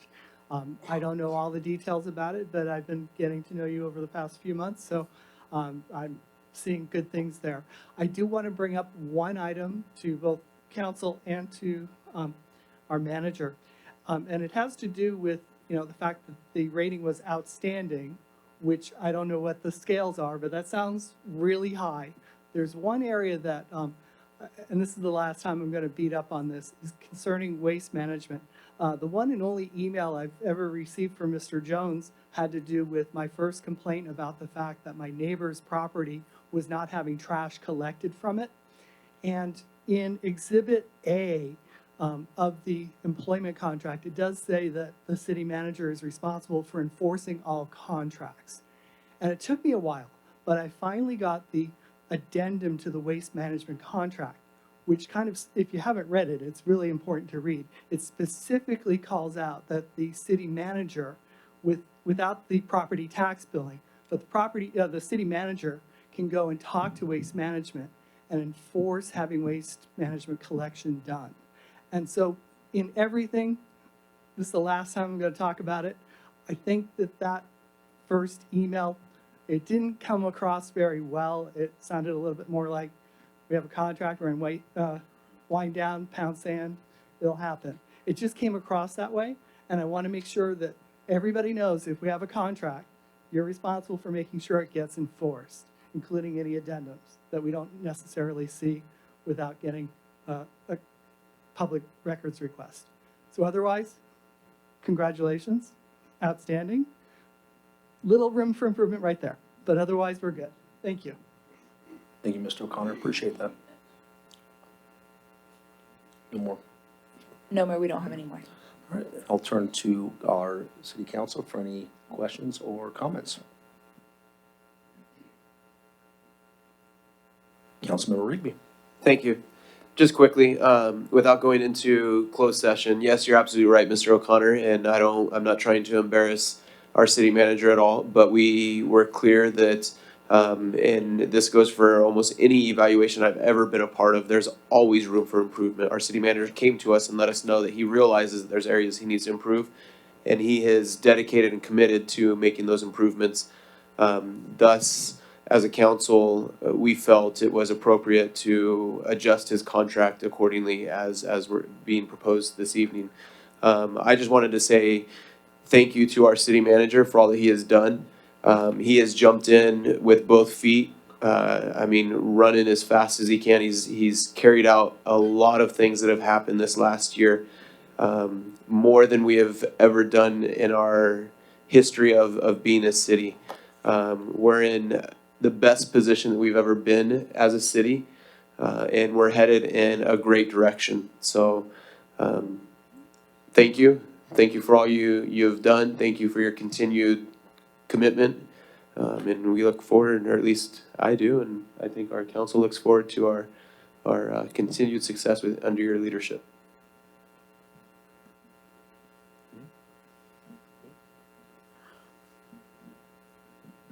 Councilmember Desari. Yeah, I'll second what Councilman, I keep wanting to call you mayor.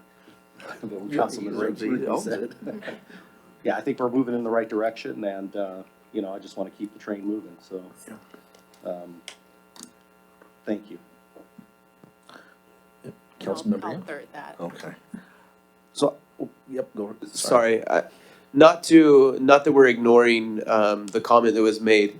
It's important to realize that how the severance package is structured in this, it's not an automatic 3 months increase. It's every year after his second year, he gets an additional month of severance. If it gets down to the last few months of his contract, then it's whatever's less is left as a severance package. Our hope is that we never have to deal with that. That's one of the last things we want to worry about is a severance package. So that's kind of a clarification on that. Thank you for clarifying. I was actually going to bring that up, but thank you.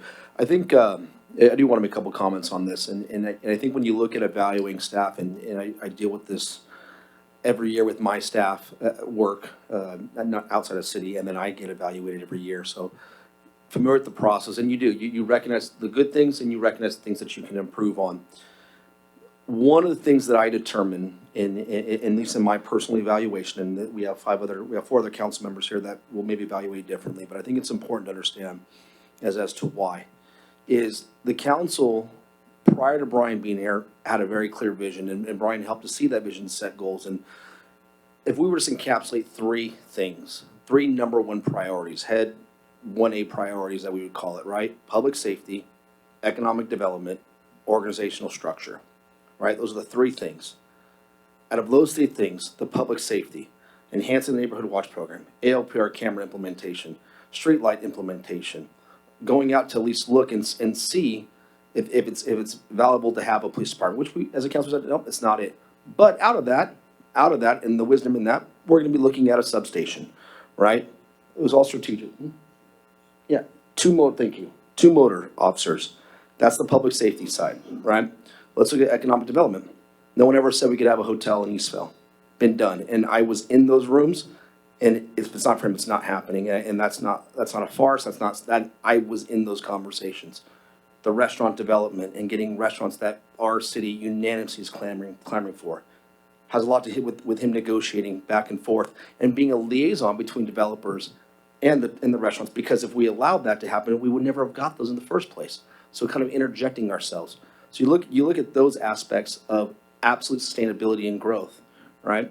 Then you look at organizational structure and development. It was key direction from our council to help robust our city hall, right? And to build management staff levels. I'm not going to go into a long thing as to why that is, but it was important to build leaders that are all over here and out there, management and managers and directors, to help build that infrastructure that never did exist and was part of our issues prior. All 3 of those things were executed in 1 year. So when you look at evaluating, that absolutely delivered on what we requested. And that's all I measure on. Are you going to deliver exactly the vision that we had? And that is what I'm looking at. Sure. Are there processes, things that we can improve on getting there? Absolutely. But at the end of the day, did we get to those goals that we set out and asked for? We're there, right? We're at least 1 step closer. And so when we come to that evaluation, and I'm not sure if the verbiage is outstanding. I remember what the score was, but I'm not sure what evaluates outstanding or not. But the point is, I think if you don't reward, you're sending a very unclear message to staff and a very inappropriate message that that's not good enough, and an almost an expectation that cannot be accomplished. So I think in doing those things, you have to reward, you have to show not only the community or the residents of our city, but the staff to say, this person has delivered and therefore will be rewarded and will have his contract extended. It's something that's never been done in our city, right? And one thing is I don't If Brian wasn't as valuable, he probably wouldn't be here, right? And I don't want to continue regurgitating city manager after city manager. I think this, we've already been through 5 or 6. I think we have the right person in place, and therefore we reward him for that because he had delivered those goals that we have set forth. And that's just very clear, to me, it's very clear cut. So that's kind of my comments on that. Any other questions or? And thank you for all your hard work and service as well. All right. I'll let, one more comment. All right, I'd like to solicit a motion. I would move for approval of the First Amendment to the City Manager Employment Agreement and authorize the mayor to sign. Second. Councilmember Lorimore? Aye. Councilmember Tesari? Yes. Councilmember Rigby? Aye. Mayor Pro Tem Yao? Yes. Mayor Plot? Yes. Motion passes 5-0. Mayor, if I might just say, thank you very much. It's an honor and privilege to serve this community, and I do it along with an amazing team that surrounds me in this room and next door during the work hours and out in the field, along with our partnership with RSO and CAL FIRE and Interwest and Michael Baker. We strive to exceed Eastville's expectations every day, and we take it very seriously. We're always welcoming for people to come in and sit down and visit with us to figure out resolutions that they might disagree or they want to learn more information about. Oftentimes, knowledge is power, and where you get your information is powerful. Thank you very much. Thank you, Mr. Jones. We will now move to item 12.3, contract award with Kimley Horn for systematic safety analysis report. And this will be for Gina. Thank you. This will be presented Actually, by, yeah, right. Apologize. You go ahead. You go ahead. So Mr. Sorry, Bill. Hensley, please do the honors. Good evening, Mayor Plott. Congratulations, and congratulations, Mayor Pro Tem Yao. Honorable council members, this item before you tonight is regarding the contract award with Kimley Horn for the Systematic Safety Analysis Report Project. The council has been awarded a grant of $89,100 in SSARP funds. And with that, we went to and solicited proposals for professional consulting firms. We received 6 proposals, and of them, we went through the selection process and recommended that Kimley Horn would be the best consultant to receive this contract. So we are recommending that council award a contract with Kimley Horn in the amount of $88,692.72 for the project, and authorize the city manager to execute all the necessary documents. The project will basically look at, assist with conducting a network analysis of collisions, identify safety issues on roadway networks. We'll develop a list of low cost countermeasures that can be used to fund and measure HSIP and other safety program applications. And the consultant is in the house also if we have any questions for them. That concludes my report. Thank you. Perfect, thank you. Oh, Stephanie's out. Well, I was wondering if there's any public comment cards. Well, wait. This is item 12.3. Oh, you're good. Don't worry, you're not a spot. No, we don't. All right, good, good, you're good. All right, we'll now turn to council for discussion and questions as well.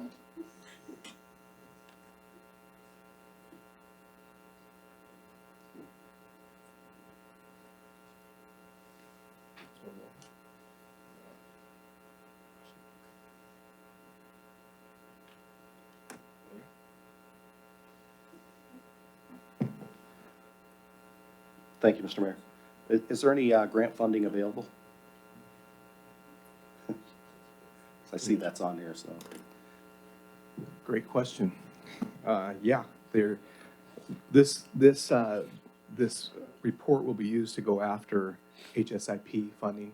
And so the reason why the state granted this money is so that we can look for eligible projects, and then we will apply. And this contract, the Kimley Horn will help us to apply for a couple projects at the beginning as part of the result of the report. So yes, there will be that, and the project will be done in time for us to make those grant applications. Thank you, sir.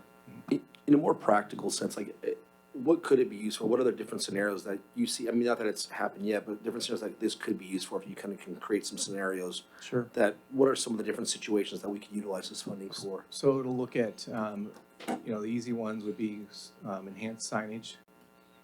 You want to answer this? Okay, come on up. This is Jason. Jason with Kinley Horn. The study will be good to use to identify some of the areas where we'll look at some collision data, and improve the signals, anywhere where there's some collisions that are higher frequency, countermeasures to improve those intersections, roadways, looking at different traffic improvements around the area associated with the fund. And so going through the studies to identify several projects that would meet the criteria, and then and search for grant funding associated with those particular projects as we identify them as we go through the data. Quick question, when we spend, in the ballpark of $88,000, what's typically the return you find on grant funding in some of your clients? Oh gosh, this is this process of going through this study actually sets you up really well in getting your project and identifying the specifics that rank those projects high on the criteria to get funding. So the success in getting funding is really, really high. I can't really put a percentage on it, but it puts you towards the top of the list to get the funding for the project that we identify going through this study. Mayor Pro Tem Yao. Just want to clarify, the $88,000, is that a one-time fee or is that on an annual basis? Nope, that is the fee to generate the study, and then within the study to determine the handful of projects we're scoped for to identify we want to get grant funding for. Got it. So the 88,000 is kind of Correct, like yeah. a down payment in a way. Am I understanding it correct? Or like the initial payment?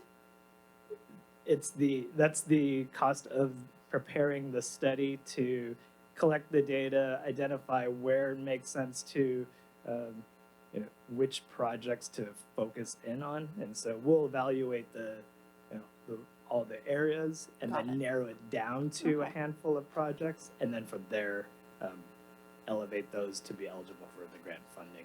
Got it. So, yeah. Okay. Thank you. Yeah, you're welcome. Yeah, Councilmember Desari. I'd like to make one point too, is that the 88,000 is already grant funded as well. So it's not money that's coming from the state, it's coming from the state already. Thank you. Thank you, sir. Thank you for the clarification. Yeah, that's good. And the other question I had was, once all of that is done and you've made a determination and we've agreed upon what projects to target and send in grant preparation, is that included? Yes, that's part of the process as well, and then Okay. And do you have any idea how much the state has set aside? Oh gosh, so this would be for upcoming years of, so I don't know that number offhand. Just curious. Thank you. Yeah. I just know from the past, it's been several, like 10 million for the state at least. So I know there's been projects that have been, like for City of Palm Springs, they got a $3 million project. So it's several million that the state sets aside. Thank you, sir. Any further comments, questions? Seeing none, we'll solicit a motion in a second. I move. Second. I'm sorry, who seconded that? Thank you. Councilmember Larimore? Aye. Councilmember Tesari? Yes. Councilmember Rigby? Aye. Mayor Pro Tem Yao? Yes. Mayor Plot? Yes. Motion passes 5-0. Thank you. All right, we will now move to item 12.4, agreement for funding under SB 821 Bicycle and Pedestrian Facilities Program. And this will be presented by also Bill Hemsley again. Thank you, council. Oops, here we go. So this item was heard before council last council meeting. This is regarding the 65th Street project, which is The request is that council approve the agreement for SB 821 Bicycle and Pedestrian Facilities Program funds. The purpose of the project is to enhance bicycle and pedestrian safety on 65th Street from Hamner Street to Archibald. And staff is requesting, as part of this action, that council approve the agreement and then either approve the option that is part of the grant or authorize staff to come back or to go to the RCTC to get an amendment to the contract. Or the other option is that direct staff to engage with the community. One of the things that was asked of staff during the last meeting was to find out if we can get more time, and RCTC did grant that so that we could, if council so desires, study this a little bit more and then just determine if any modifications to the agreement are needed. Then we can ask for that permission and then come back to award the project. So that's sort of a an intro to this. So this is a little outline of what we'll go through here. The project, just real quick, is to provide bicycle and pedestrian safety along the corridor of 65th Street, which you probably can't read all those names, but there's many facilities that are accessible to the public. It's a great route to provide enhanced bicycle and pedestrian safety. It also provides a part of the safety aspects of this project will be to connect the north side to the south side in a safer manner than currently exists. Timeline, the 65th Street was restriped back in the county days before the city incorporated from 3 lanes to 5 lanes. Once the city council incorporated, there was a general plan that was adopted. That also a bicycle master plan was adopted and a complete street safety analysis was done. In 1718, the grant was approved for SB 821 and was added to the project in 1819. Sorry, added to the city budget, and then again approved in 1920. And there's been an adjustment, which is what we're asking council to approve, to bring the funding up to $350,000. Last action was council is asking for more options to look at with regard to this grant. General plan looks at many options.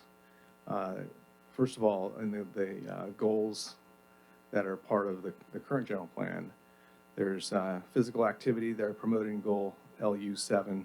Goal C1 talks about bikeways, park and ride facilities, and pedestrian facilities.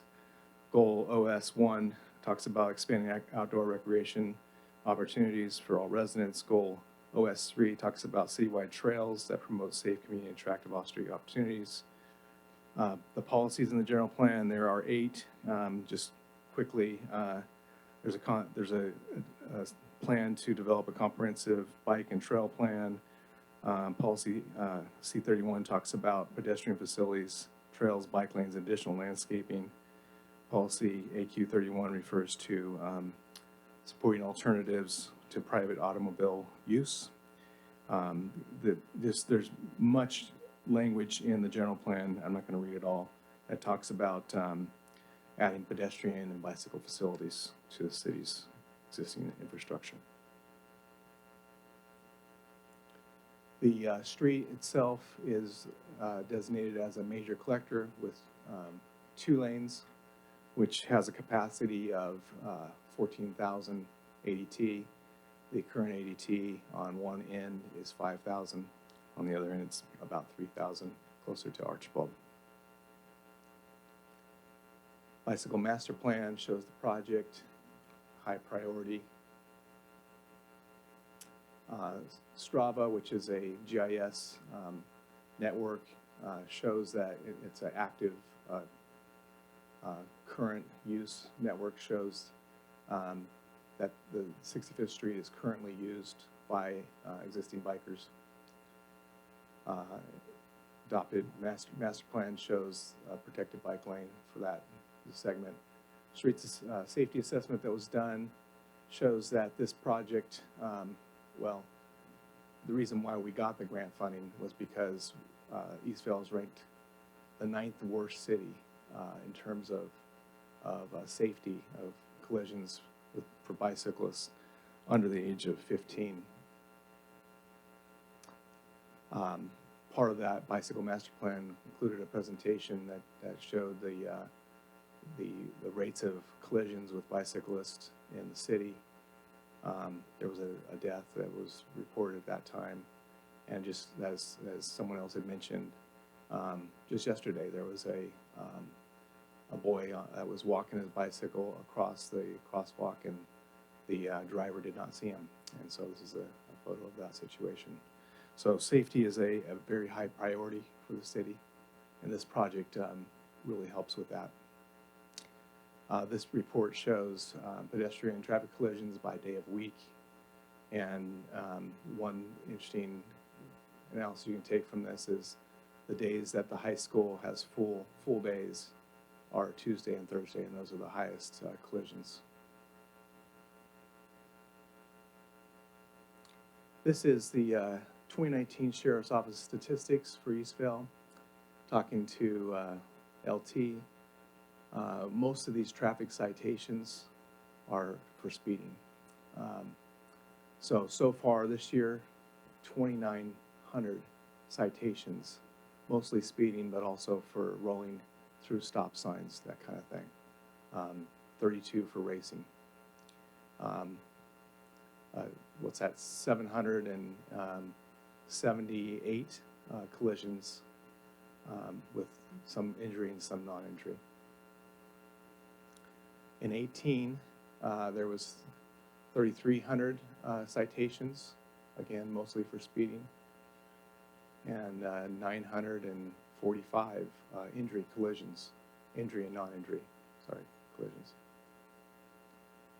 And 17, there was quite a number of, basically 5,200 citations issued, and again, 138 injury collisions and 648. So there's a substantial amount of collisions in our city, unfortunately.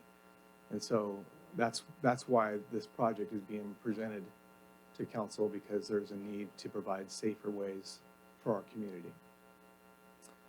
This is a Google photo. It shows the existing speed feedback sign, and the posted speed limit on the street is 40 miles an hour. The 85th percentile measured by this radar sign is 46 miles per hour. It measured 9% of the vehicles measured were at 50 miles an hour or higher. And you look at this chart talking about the street racing. Some of the recorded speeds on this street were up to 81 miles an hour. This is a chart that shows the capacity of Sumner Avenue and 65th. Just the capacity that this is per hour, vehicles per hour, about 250. The capacity of that intersection is at 1,000. So it's well below where it's at. Latest collision data, since the last time we talked on this, there's 89 reported collisions in the 14 to 18 time frame involving bicyclists or pedestrians in Eastvale, 97 injuries and 2 fatalities involving 62 bicyclists and 33 pedestrians. 50% of the collisions occurred during the weekday periods between 6 and 9 a.m. and 3 and 5 p.m., which is the school start and end times. 69% of the pedestrians or bicycles involved in collisions were reported under the age of 20, with 29% occurring in children 14 or under. And 7 of the pedestrian or bicycle-related collisions occurred on 65th Street. All but 1 were involving kids 16 years or younger. So this is definitely an issue, and we believe that this funding and this project will help provide great solution to the issue that we have out there. So this is the existing configuration of 65th Street. It's 2 through lanes in each direction and a left turn lane with bicycle lanes that are 5 feet from the curb face. The gutter's 2 feet, so it leaves basically 3 foot of pavement. It's not a lot of room if you're riding a bicycle out there. So many times the bicyclists will end up on the sidewalk. And just in doing some surveys out there, we noticed that that was occurring, bicyclists on the sidewalk, pedestrians stepping out onto the street, which is not the safest situation. The grant configuration, what we're proposing, what was presented to council and to RCTC is basically a 3-lane option with a median. And this is the ultimate sketch of what the ultimate configuration would look like with landscaping, but initially it would just be striping on that 10-foot section. But it's a 10-foot barrier between what would be a multi-use trail so bicyclists in both directions on the right side there. And then there'd also be a wider bicycle lane on the other side for those that want to just continue that direction. This is a little schematic of that, which you've seen from last time. The trails again on the south side, which is next to Harada Heritage Park. This is a rendering showing what it might look like at Heritage Park with the parking there and the striping, which would be the interim before we went and acquired more funding for landscape medians here. So another option, actually a resident came in and talked to us about this option. Thought this would be a viable and probably a safer option to consider. And what it is allowing bicyclists just to travel in the same direction as the vehicular traffic, and then a barrier, 9-foot barrier between both sides of that. So this is probably a more safe option than the other one, just because of the bicycles traveling the same direction. So when you get to intersections, they can just continue on through rather than having to, they need to go across to go to the other side. Here is an option you have not seen yet, is option 2, which is 4 lanes with a protective barrier between the bicycle lanes. So again, this option would have to be approved by RCTC through the Technical Advisory Committee process, which would happen in March if we were to go this way. Here's an option. All these options have, we know that council had a priority of wanting parking near Harada Heritage Park. So all the options include ability to do that with different configurations. This is an option that a resident called and talked about doing different sections at different segments of the street based on the traffic volumes. So this is would provide the 4-lane option from Hamner to Scholar, which has the highest traffic volumes of 5,000 ADT. And then near Heritage Park, again, we provide the parking. And then from Sumner to Archibald with the lower traffic volumes, we go back to what the grant option had proposed, which is 3 lanes with a trail, multi-purpose trail on the south side. So this shows what the traffic volumes were, just to remind you. You can see there the ADT of 2775 and 2271, so about 5,000 near Scholar Way there. And then on the other side, just about 4,000 near Harrison. Option 4 is basically to have 4 lanes on the on the north side with a multi-purpose trail on the south side, and again providing parking for Heritage Park. So each of these options, we looked at the intersections and The one intersection that was of like the highest volumes on this segment is at Harrison Street.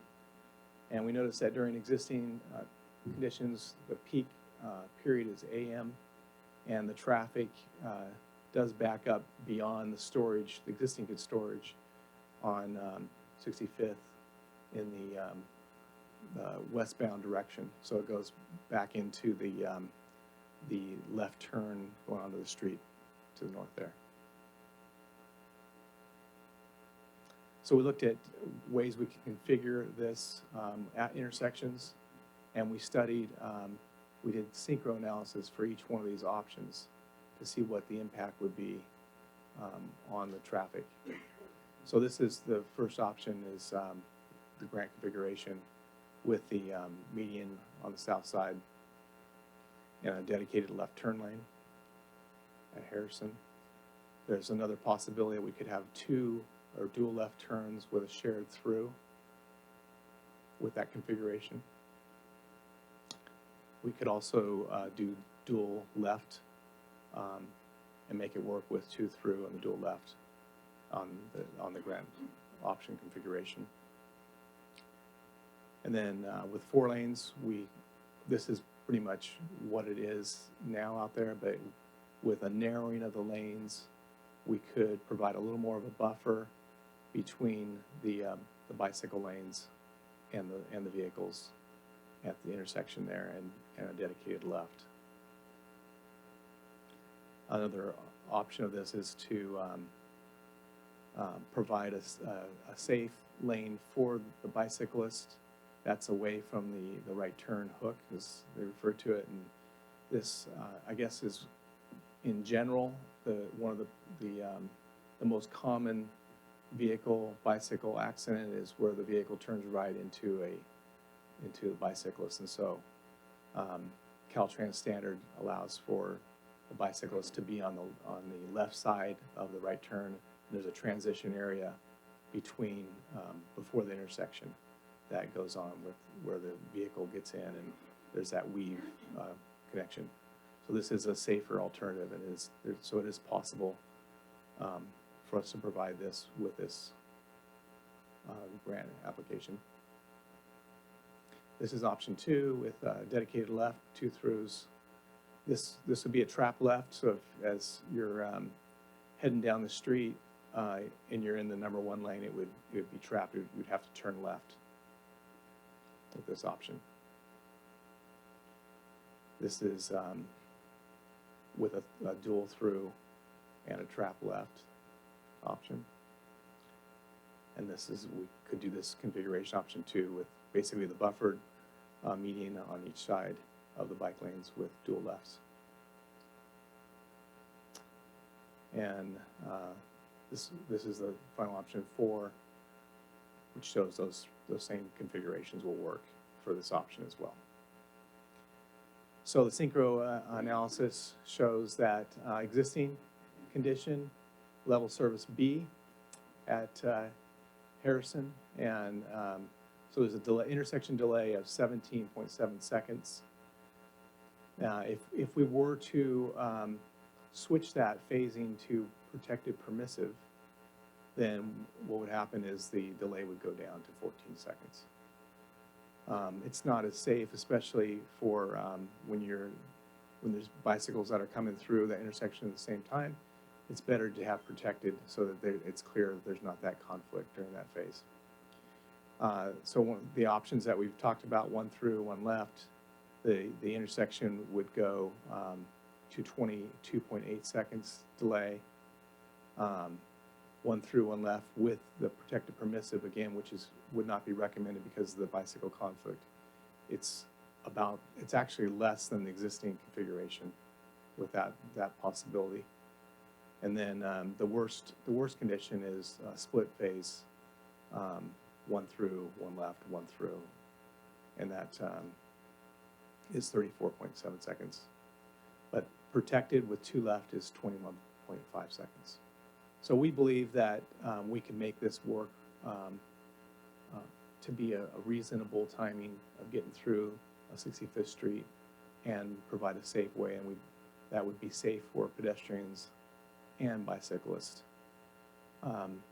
This is looking at intersections that are not signalized, Scholar and Sumner. You can see the delay is hardly impacted at all by one through, one left, as opposed to existing, which is 2 through, 1 left, goes from 13.3 seconds delay to 16.5, and at Sumner it's 7.4 to 7.8 second delay. So I'd be happy to answer any questions. We have traffic engineer here, Tom Miracle with Interwest, who's also able to answer questions. That concludes my presentation. Thank you, Bill, for that presentation. Stephanie, I imagine we have some public comments on this as well. Would you like to know? Yes, Mayor. We have 10 public comment cards tonight on this item, and the first one is Chad.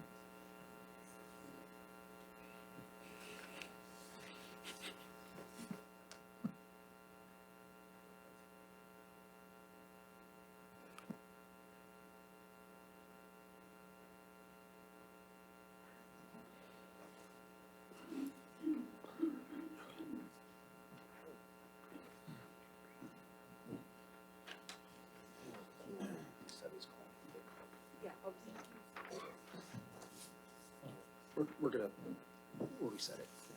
We're good.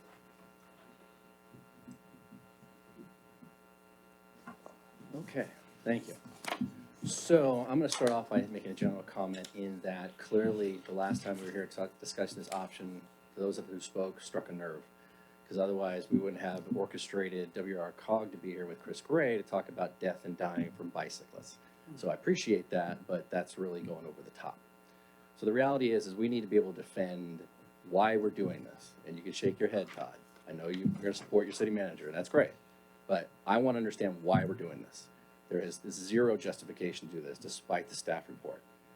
You say the general plan mandates it. I was on the general plan committee to approve this. We talked about this for maybe 5 minutes. Nothing like this was ever contemplated. We talked about the trail system going in the riverbed. That was our focus. We already had bike lanes in the streets. We thought we were done on these roads. But lo and behold, apparently it's not good enough. Oh, there's been accidents. There's been 7 accidents in 65th. Pedestrian or bicyclist. We don't know what. We don't know how they occurred. We have an example. Most of them probably occurred in the crosswalks because people don't pay attention. And that's why they happen. The reality is you cannot engineer out bad drivers. I know this. I work in this industry. I understand that no matter what you do with best intentions, you cannot engineer it out. Doesn't mean you don't stop trying to make it better, but the reality is that this is overkill. And I'm wondering why. Why are we just driving this home that we've got to do this here, where there already is bike lane there on both sides existing? I don't get it. Oh, well, we need parking along Harada. That's why I gave you that map. I quickly printed out an area. If we need parking there for the related to the dog park, I've already talked with JCSD board member.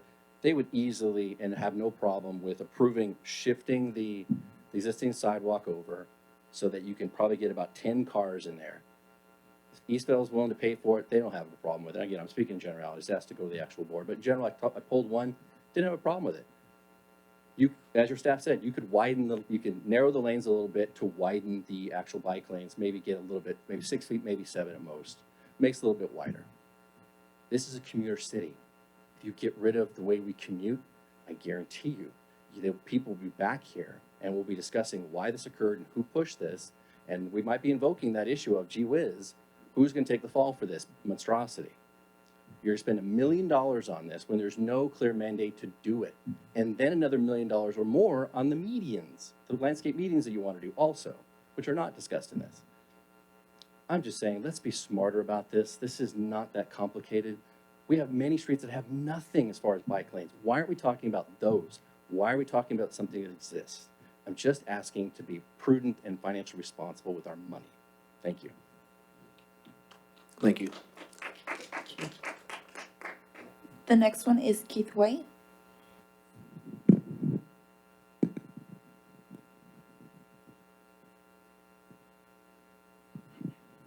I disagree with him. Number one, I do use transportation. I use a wheelchair. I do walk sometimes behind my wheelchair. We do need sidewalks and bike lanes. My kid rides bikes, okay? So she's off the bus, she uses the bike lane, says to come and visit me. You know what? I'm agreeing with the city council on this.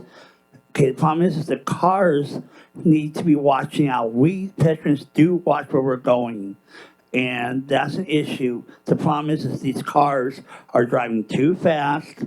Some of these cars are racing down the street. Even where I live on Hamner, at about midnight, you can hear them racing down the street. The Riverside County Sheriff's Department has been increasing patrols in that area also. So my thing is that, yeah, we might have commuters, but we as pedestrians want to be able to exercise, walk out. I might be in a wheelchair, but I do walk a little bit behind my wheelchair to get my legs balanced. So, and I do use these parks. So don't be putting pedestrians saying that we need bike lane stuff. I'm actually getting ready to buy a bike so I can work my legs out because of the doctor's orders. And I want to start riding my bike going down these bike lanes. You know, like when we have the concerts in the park, I can ride my bike from my house to the concerts in the park and ride my bike back home. So I'm just saying, I'm agreeing with city council, I'm agreeing with who's in charge of this project. So we need to look at also for pedestrians. The issue is the cars speeding. That's the biggest issue we have. So, and we gotta look out for our kids, our future kids, and that's all I have to say. Thank you. Thank you, Keith. I just want to make one clarification, not to put you on the spot. I just want to make sure that you mentioned agreeing with city council. I think you meant to agree with city staff. Council has not made any decision as far as where we stand on this. No, it's okay. I just wanted to make sure we would clarify that comment. Thank you. You got it. No problem. The next one is Matthew Mason.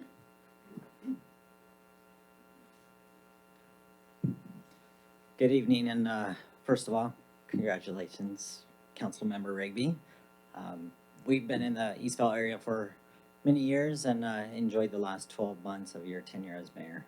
We've seen many good things come from it, some good referee soccer games, as well as other things happen in the city. So thank you, and congratulations to Mayor Plott and Mayor Pro Tem Yao. 4 weeks ago, wife and I stood back in the back. She spoke. I was here late for work, addressing some concerns about what we have with this. We live off Diamondback on 65th.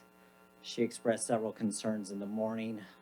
She transports our kids to and from school daily. Does not see many bikers, 1 or 2 a day, different times. The concern is that she sees is related to the schooling and heading in that left turn lane, as mentioned earlier, and how to improve that. Based on the presentation, it did not display that the bike safety lanes and expanding those or making them protected would help in that manner. Other observations we noted is the project was approved in 2016 and was given a Tier 1 status and a high priority. And as of last month, it's the 11th, now the 12th hour, and we're just trying to figure out the design. I'd like to understand why haven't we discussed this over the last 3.5 years?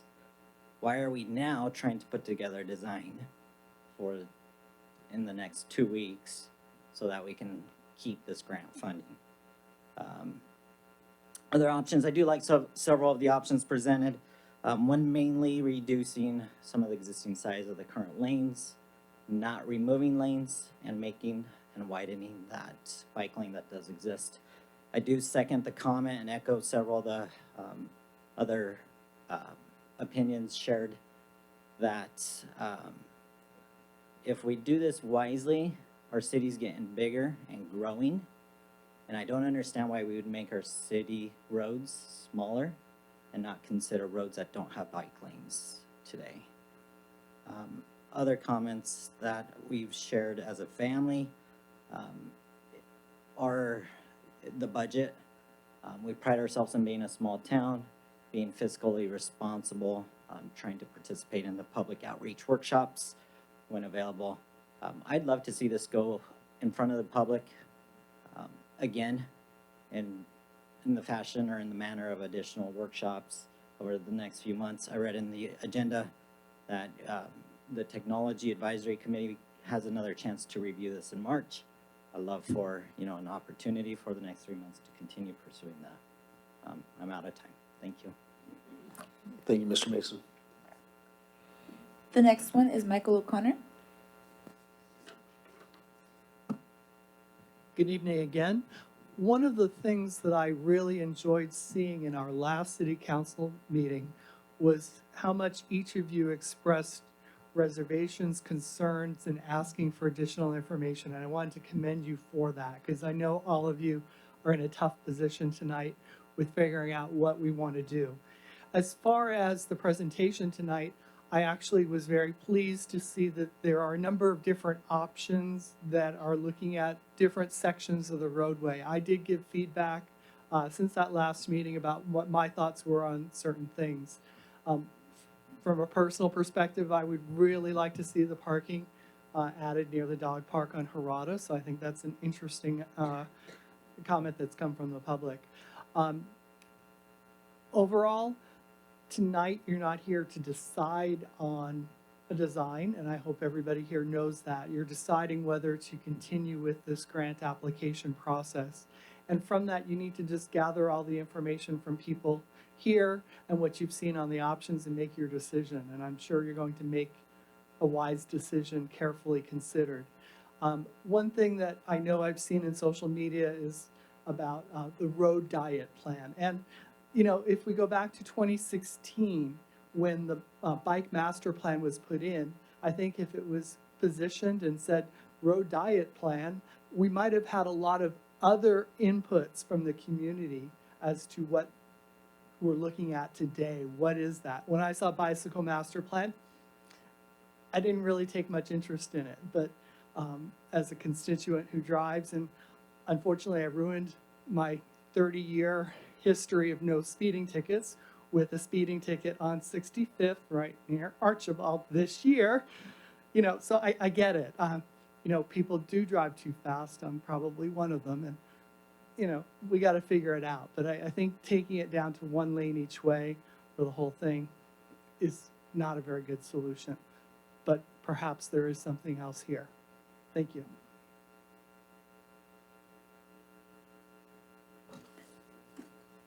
The next card is Julie Montalongo. Hi, good evening. My name is Julie Montalongo, and I've been a resident of the city for 11 years now. I live on Black Horse Street, which backs up to 65th east of Hamner. I have 3 children, and they all go to Vandermolen Elementary. So we do have to make that drive every day, Monday through Friday, on 65th, where the road was reduced down to 1 lane. And when I saw this plan to possibly reduce lanes on 65th from Hamner to Archibald, I am against this. I know bicyclist and pedestrian safety is our priority. My kids live here, I live here. I'm not a runner, but my husband likes to run, and he does run on 65th to Harada Park. My kids play Little League, and we go to Harada Park. We ride our bikes. My grandfather was killed, he passed away as part of a vehicle pedestrian accident. So pedestrian safety for me is really important, especially in the city that my kids are growing up with. But I don't think reducing the lanes on 65th Street to less is gonna improve that. Like other people have said, our drivers are issues.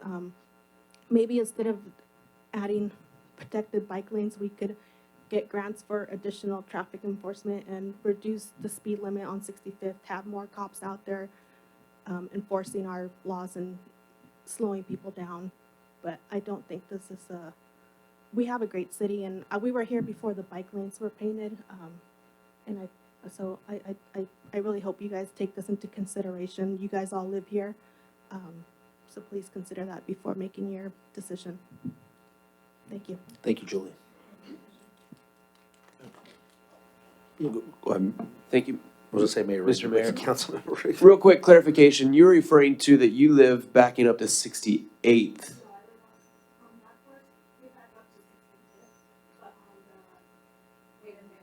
Because you were referring to the line change on 65th. I don't believe we did any line change on 65th, did we? So you're referring to the line changing on 68th? Okay, okay, thank you. The next one is Victoria Gracia.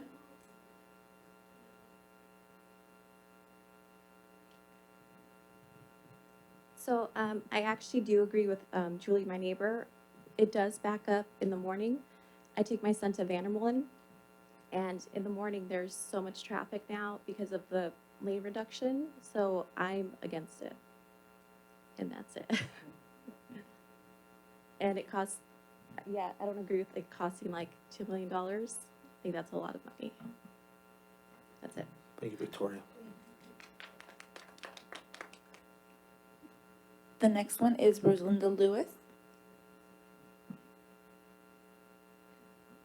Hi, I'm kind of unprepared because I showed up to when you recognized my son, but we looked at the agenda and I just wanted to speak. Thank you for having me. I have lived in Eastvale for 17 years. My son went to Vandermolen for 7 years, so I'm very familiar with having to cross the bridge. Councilman Lorrimore, I'm speaking to you directly because I have been commenting a lot on Facebook, and I know that's not really a credible source, but that is where we dump a lot of our comments. So I read in there that it would be most powerful if we came and spoke in front of you today. I live off of 68th and Hamner there in Country Springs. And I teach at Eastvale Elementary. I'm have been all over Eastvale. I've taught at Rosa Parks. I've taught at Clara Barton. I'm at Harada a lot. So I'm very familiar with pedestrian, bicycle, and car traffic. Currently, when I go to work to go to Eastvale Elementary, I have to exit Moon River, onto Hamner, and just looking out at all the cars going to Vandermolen, it is stopped. It is really stopped, and I'm so grateful that I no longer have to turn left to go to Vandermolen because it's a sad situation. Some of our primary concerns for you is how the bicycle lane and the car lanes now, they swerve I don't know what the real word is, but they go, the bike lane crosses over with the car lane and the car lane with the bike lane. And I'd just like to tell you on behalf of all of my neighbors, we stand out on the street and we just cannot believe what's going on. We're the ones that you're seeing when you've been out there looking. We don't let our kids drive on that bike lane now. We ask them to go on the sidewalk. It's scary with all the car drivers texting and not paying attention, and then all of a sudden they're driving and there's a bike lane and it's swerving here and there. It's pure chaos, and I'm really sad that one of our Vandermolen kids got hit, but I'm just thankful he didn't die. I realize that it was in the crosswalk, but that is just going to be one of a lot of really scary situations going to be coming up. And I'm not trying to predict the future. I'm telling you, if you saw what we see every day, it's scary. It is scary. And furthermore, when I leave to go to work, I now turn right to go to Eastvale. A lot of times we have cars that are driving in the painted areas, and I turn right off of Moon River heading in towards Hamner. I have cars that are on the painted part, the median, the separation, whatever you want to call it, driving because they are impatient. And in all honesty, it's kind of confusing where you're supposed to drive. So thank you so much. I wish I was more prepared, but thank you. Thank you, Rosalinda, for your comments. The next one is Nathan Mustafa.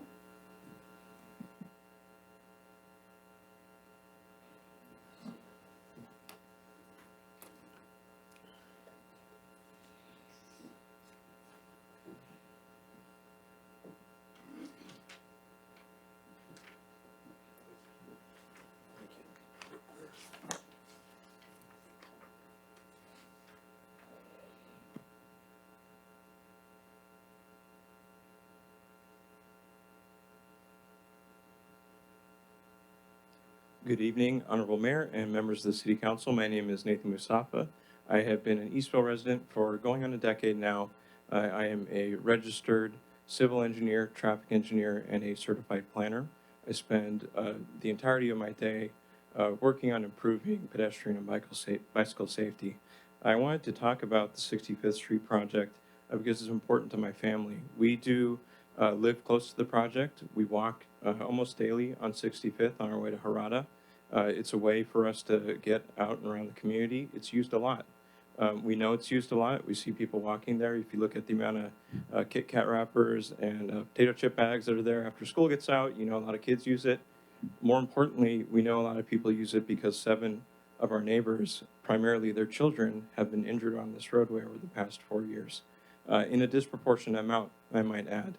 When you look across the city, according to staff's report, 89 injuries to pets and bikes across the city over 4 years. 7 of them occurred on this road. It represents under 1% of the total roadway miles of Eastvale. There's a disproportionate amount when 8% of the collisions in the city for pets and bikes are happening on less than 1% of our roads. We know that that's a call to action. Something needs to be done. That is the why. And the how. How does reducing lanes help protect pedestrian bicycles? At the crosswalk, we know that there's less of a distance for them to cross. If I have to cross 30 feet with my daughter, as opposed to crossing 50 feet of exposed car lanes, that minimizes exposure. At the inner points between intersections, having a separated facility helps safety. Having bikes not cross over driver lanes, that boosts safety. And it's not just anecdotal. The Federal Highway Administration has conducted analyses of these kinds of projects and found that a road diet can improve safety by reducing collisions of this nature by 19 to 47%. This project can make a significant impact on the safety of the roadway, and it's been measured. It's not conjecture. We also know that the average daily traffic is about 5,000 vehicles. The road's operating at about 1/3 of its capacity. I would caution you to compare it to 68th, which is an interjurisdictional roadway. It's different. 65th is bounded by residential on both ends. As far as I'm aware, there's not any planned growth. We're not expecting the volumes on that roadway to explode. It's not meeting the need. When you look at the emblem of our city, you see a family walking together. You don't see a road. And what we aspire to be is what's on our emblem. That's what we value. We value family, safety, parks, schools, and you have an opportunity to meet the vision of your city. Thank you. Thank you, Nathan. The next one is Josh Lee.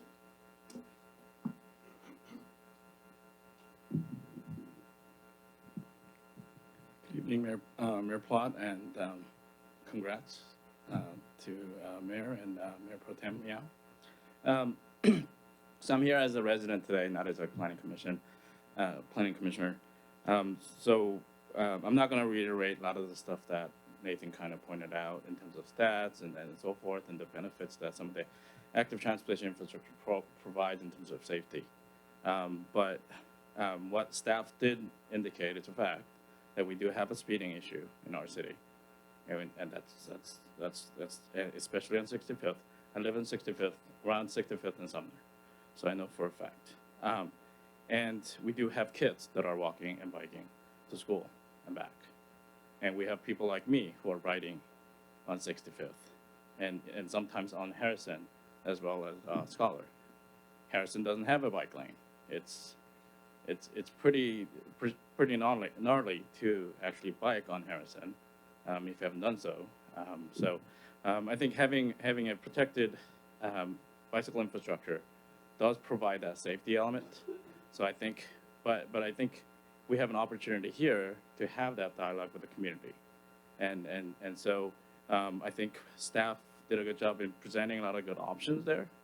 I think it's time for us to kind of look into the design of the projects.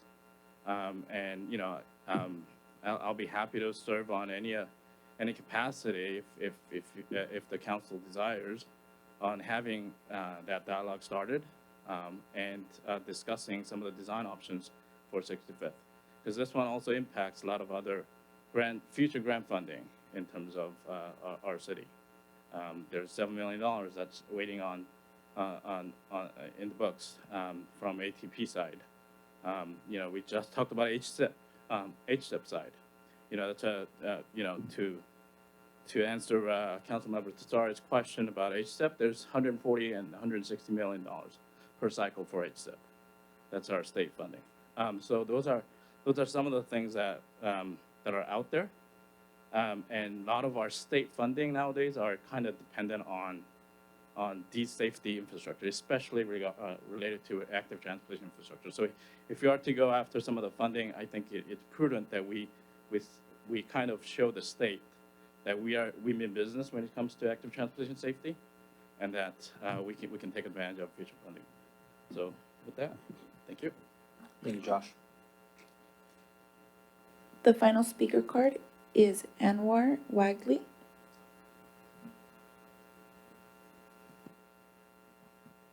Good evening, Mayor and member of the council. I'm a resident of the city for the last 12 years. I'm also a registered traffic engineer, and I've been practicing traffic engineering in local municipalities for the last 45 years. I have a lot of experience. I've administered or overseen similar projects like this one. And I'd like just to comment that the grant has a lot of good potential for safety, of course.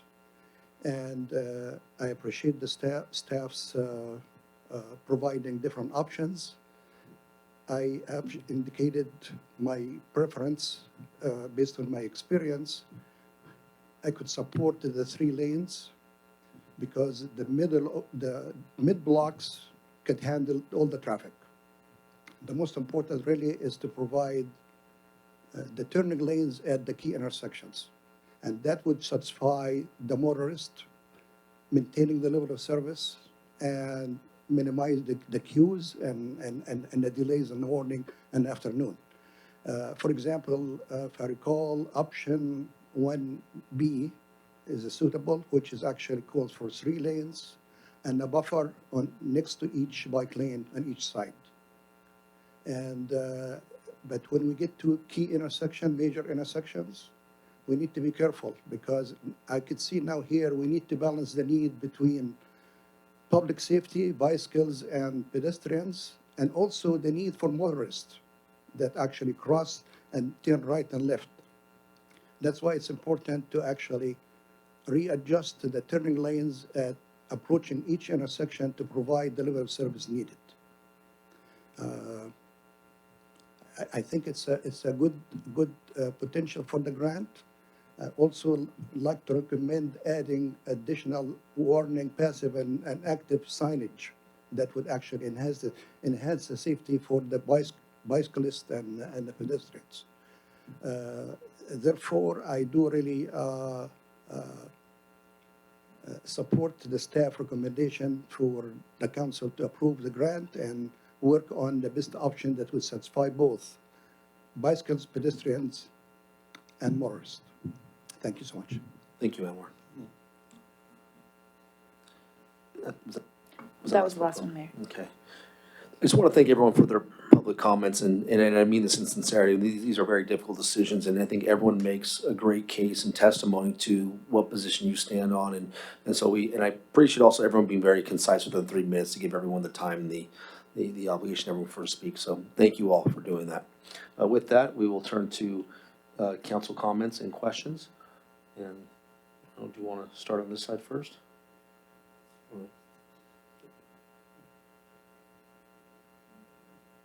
All right, Councilmember Lorimer, you can go first. All right, thank you, and thank you to everybody that came out tonight. I know it's kind of late, so thank you for sticking it out. I did have a couple of questions. If we could go back to, well, we're already up here, but the presentation that we were given was talking about the 65th currently being listed as a major collector, and that if we were to go with any of these options, would it still be a major collector, and does that have an impact on our overall traffic plan for the city? So, yes, per the general plan, the major collector is 2 lanes. And the capacity of a major collector with level service of C is 14,400 ADT. And the ADT out there, the maximum ADT is 5,000. So to answer your question is yes, it'll still be a major collector with 2 lanes. Okay, and the status of it, would that change in terms Nope. of, no? Stays the same. One of the stats that were quoted, that we were the 9th worst, and then I looked at the slide, I pulled it up here, of 105 cities. Were those cities that had applied for the grant? I mean, because we have 491 cities in the state, I believe. I wasn't here for that. This was a safety analysis that was done, and the safety analysis looked at 105 cities, and of those 105, Eastville was ranked the 9th worst. It's not a good stat, but I just was wondering, how bad it was. What are we talking about? Are we comparing it No, to? they're demographically similar cities. There's Okay. 105 demographically similar cities they compared against.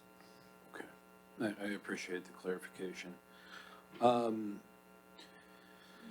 There was talk about the citations, and I didn't see in there if there was a breakdown for, maybe I missed it.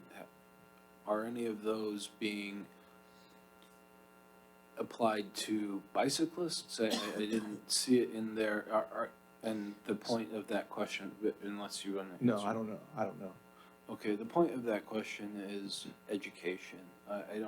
I know we've had pushes in the past about education for both, for bicyclists and kids going to school. And that's, I think, a very important component, but we need to do it on both sides, also with drivers not paying attention. As it doesn't matter which way we go tonight, I do feel that that's important that we continue doing that. I was looking at option 4 with the separated bike lane, and I think it was by the park, with a separated bike lane and then a protected bike lane on the right-hand side, and then on the left, an unprotected bike lane. And it was 12 feet for the protected bike lane. It was one with a tree in it. It could, I don't know. Yeah, there's something like that. So I was just curious, something like this. Why, is it necessary if we have bike lanes and we have a larger bike lane on the right-hand side of the street that is wider than a car lane? Why then is it necessary to have a bike lane on the opposite side of the street that is unprotected, or could it be dedicated all to one side? So what I think the logic behind this is that, so the 14-foot is a multi-purpose path. Mm-hmm. So it'll be bicyclists in both directions, scooters, whatever. But most bicyclists won't go from the north side of the road to the south side. They'll just keep on going through. Okay. And so that's why we want to provide a safety, because they'll just drive in the lane, like the professional. Right. So that's why we want to just continue to provide a safe place for them. It just, it's with so much dedication on the other side of the street, I get that will probably be the case of the bicyclists on the north, on the other side, but it seems redundant and almost excessive considering how much dedication is on the right side of the screen there. Councilmember Lorimer, there's a typo on this graphic. There should be an arrow in both directions on that 14-foot. It's a two-way path, not a one-way path. Okay. That's correct. And for instance, on this, if we were to go with this configuration, looking at the lane widths, could we indicate that no? Can you put up signs saying, hey, no bikes on this side of the road, you have to go to the shared one, the protected lane on the other side for the multi-use, if we were even to do that?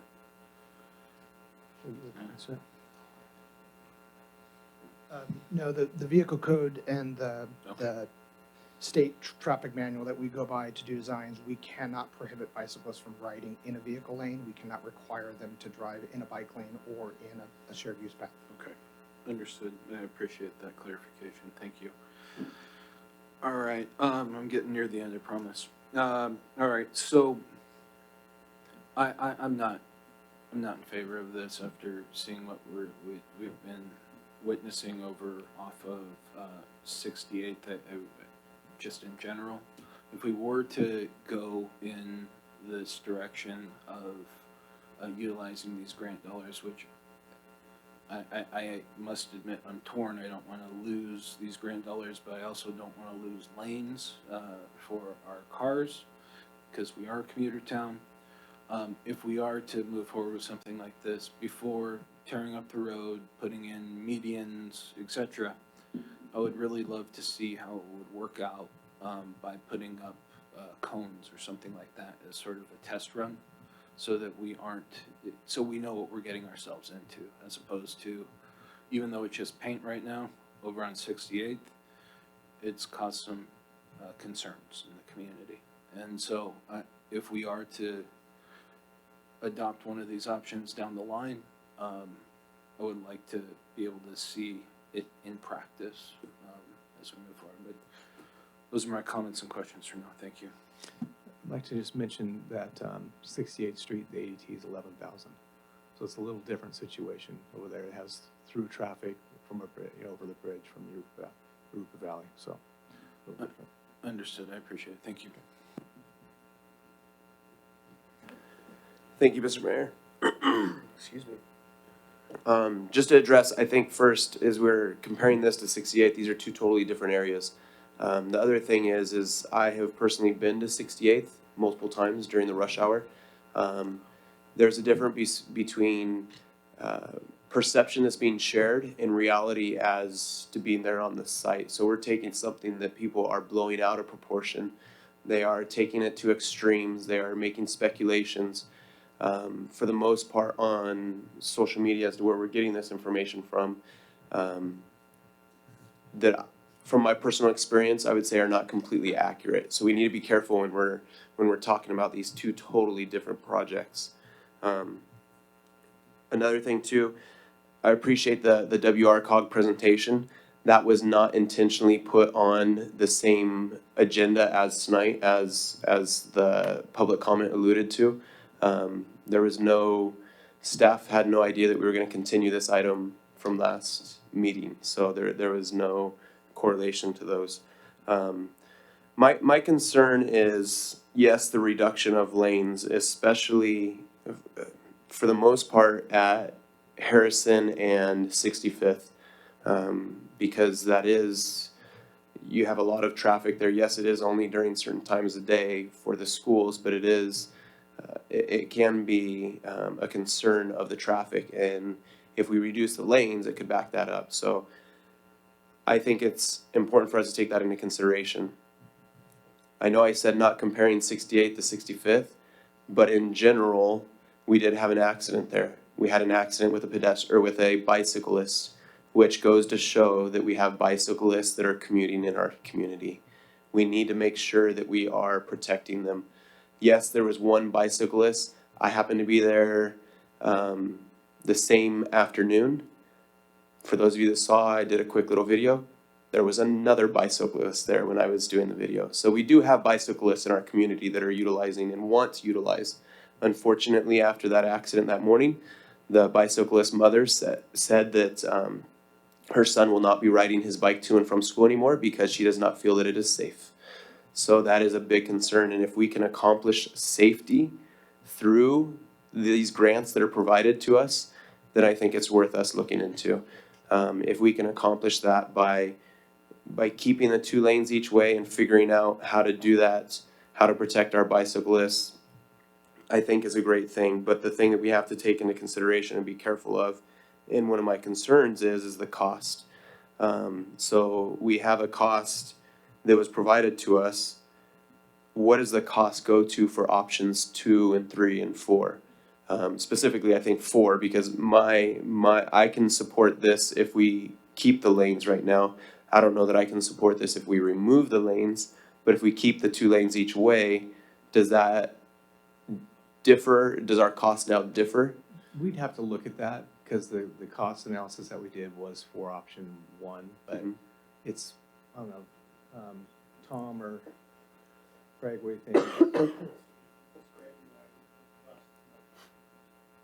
He's saying shouldn't be a big difference striping wise, because it's gonna be the same area kind of thing. But I think we need to look at it long-term because striping is just a short-term for a long-term solution that we're trying to find, correct? I mean, because ultimately we want to do some sort of median or whatever. I don't want to approve something just striping as a temporary project Well, and then have to come back. striping is temporary, but you can continue to stripe it. Mhm. So it could be long-term. The ideal is to make it so it's conforms with the plan for the city to add landscaping in that area and make it into a median, but that's about $1 million per mile. And the hope is that we continue to apply for grant funding in the future to hopefully get that done. So, but the striping, it could be permanent, just could be a long-term thing. But if we went with a median, excuse me, if we went with a median, long-term, we're estimating that would be about $1 million per mile with option one. If we were to go with one of the options, such as one of the option fours, is that cost gonna be about the same or? Because we need to look long-term. I mean, and ultimately, I would, if we're looking for safety and we're looking to protect our bikes, painting will be, or bicyclists, pedestrians, painting is kind of a short-term fix. We need to realize that, yes, that's a short-term fix. Also aesthetically, I think aesthetically, we want to, we need to look long-term.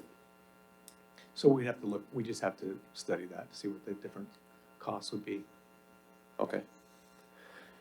I am a favor of looking at this and seeing the lane width reductions because we have very wide roads. We have very wide roads. We have very wide lanes.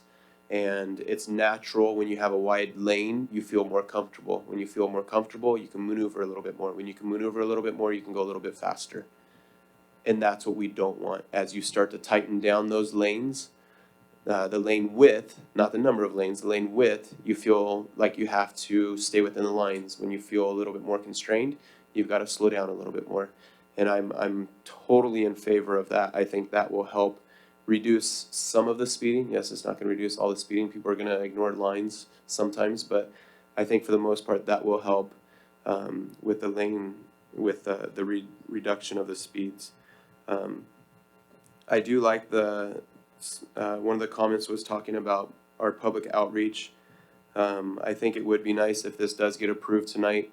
And once again, that would be the grant funding, to continue the grant funding, but that we continue the public outreach on the specific design of how we deal with it. But once again, as I mentioned last week, and I'm not sure what my colleagues received, but last meeting, I mentioned that we would love for people to contact us to come out. I am very grateful for those of you that have came out tonight. We had a few last meeting, and we have a lot more this meeting, but at the same time, I didn't receive any correspondence regarding this after our request. So my fear is I hope that if we do public outreach on this, that we get public outreach participation outside of this meeting here, because that's where you can talk to us and discuss with us, and we can have conversations and we can come up with solutions, rather than here. It's hard for us to have a dialogue with residents. It's a lot easier for us to go sit at Starbucks and have a dialogue over, hey, I don't like this because of this. And then we can maybe give a little bit background. So I just hope that there is that, if we do go that route, I hope that there is that participation.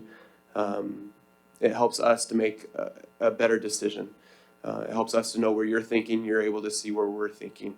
And it just helps everyone all together come to a good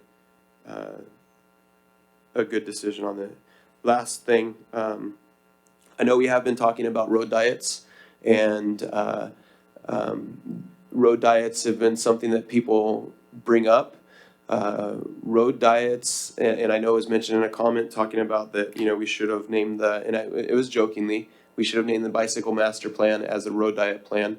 That was approved a few years ago by the Public Safety Commission, which some of the people that were on the Public Safety Commission are the ones that approved that plan, are against this road diet bicycle plan now. So just as a reminder, that was approved by the Public Safety Commission, which had members on there at that time that approved that plan.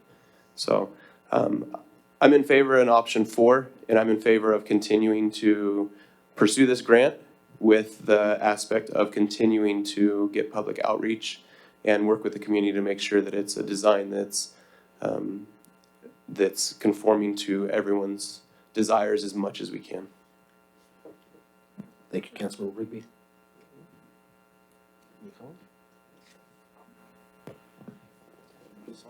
Councilmember Tessari. Yeah, I'm not gonna be redundant, but a lot of what I was gonna say has already been said, but I was wondering though, would it be permissible for us to get in touch with JCSD and talk about actually incorporating into our bike master, into our project, moving the sidewalk so we could get some parking along the park there? Council member, we could reach out to JCSD and do that. That'd have to be paid out of our general fund, because this grant wouldn't pay for parking.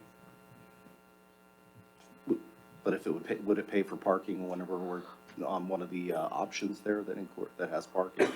If you're repurposing the travel lanes, that's one thing. When you're going outside of the existing right of way, that's a different thing. And this funding is for bicycle and pedestrian improvements, not for car parking. I understand. We could always go after other grant funding for parking for vehicles though, or park access or something like that. Sounds good. I'd like to see us do that. It would be nice to have some parking over there. I'm more inclined to go toward something like option 2A, I think. One of the two, yeah, something there where you got the protected bike lanes, you still have 4 lanes of traffic. Sorry.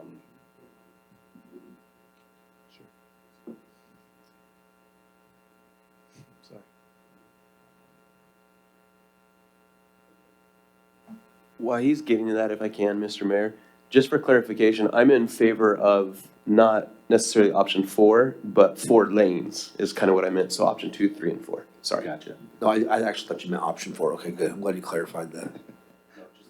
Good, then we concur. Yeah, so that's something I would be more in favor of, and, I'd like to go ahead, continue the dialogue, and ultimately, that's something that I could support. One thing I wanted to mention too, just for clarification, the grant is $350,000 and it's for the striping part. The city was planning on doing a rehab for the street. So part of the rehab, you wipe out the striping and then we put it back with the striping that we're getting funding for. That's the $900,000 project. Sorry. Bill, just on that, we have to do the rehab regardless, right? That street needs it. Yes. So it's kind of regardless. So it's not, we're spending the money on this project. We have to do it regardless. Right. Thank you. Mayor Pro Tem Yao.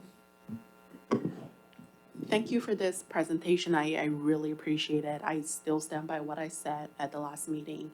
It seems like a lot of us, or most of us on the council, we still want to see 4 lanes. But at the same time, we want to make sure that bicyclists and pedestrians are feeling safe. And I think this option was actually, that was when I saw this, I was like, this would perfectly fit what we're looking for.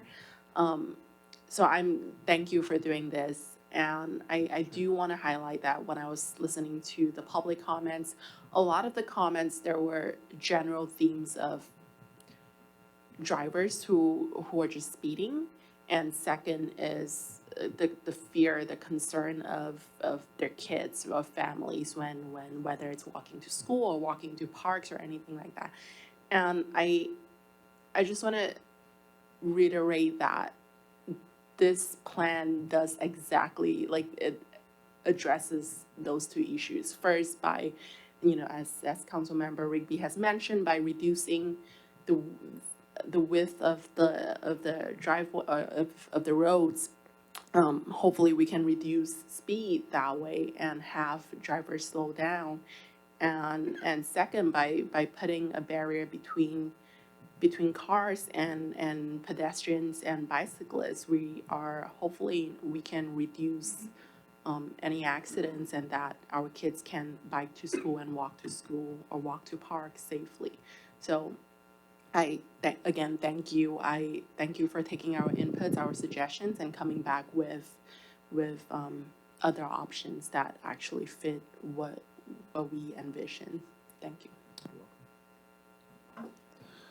I just have a few comments and questions real quick. I'll make it short on the comment side.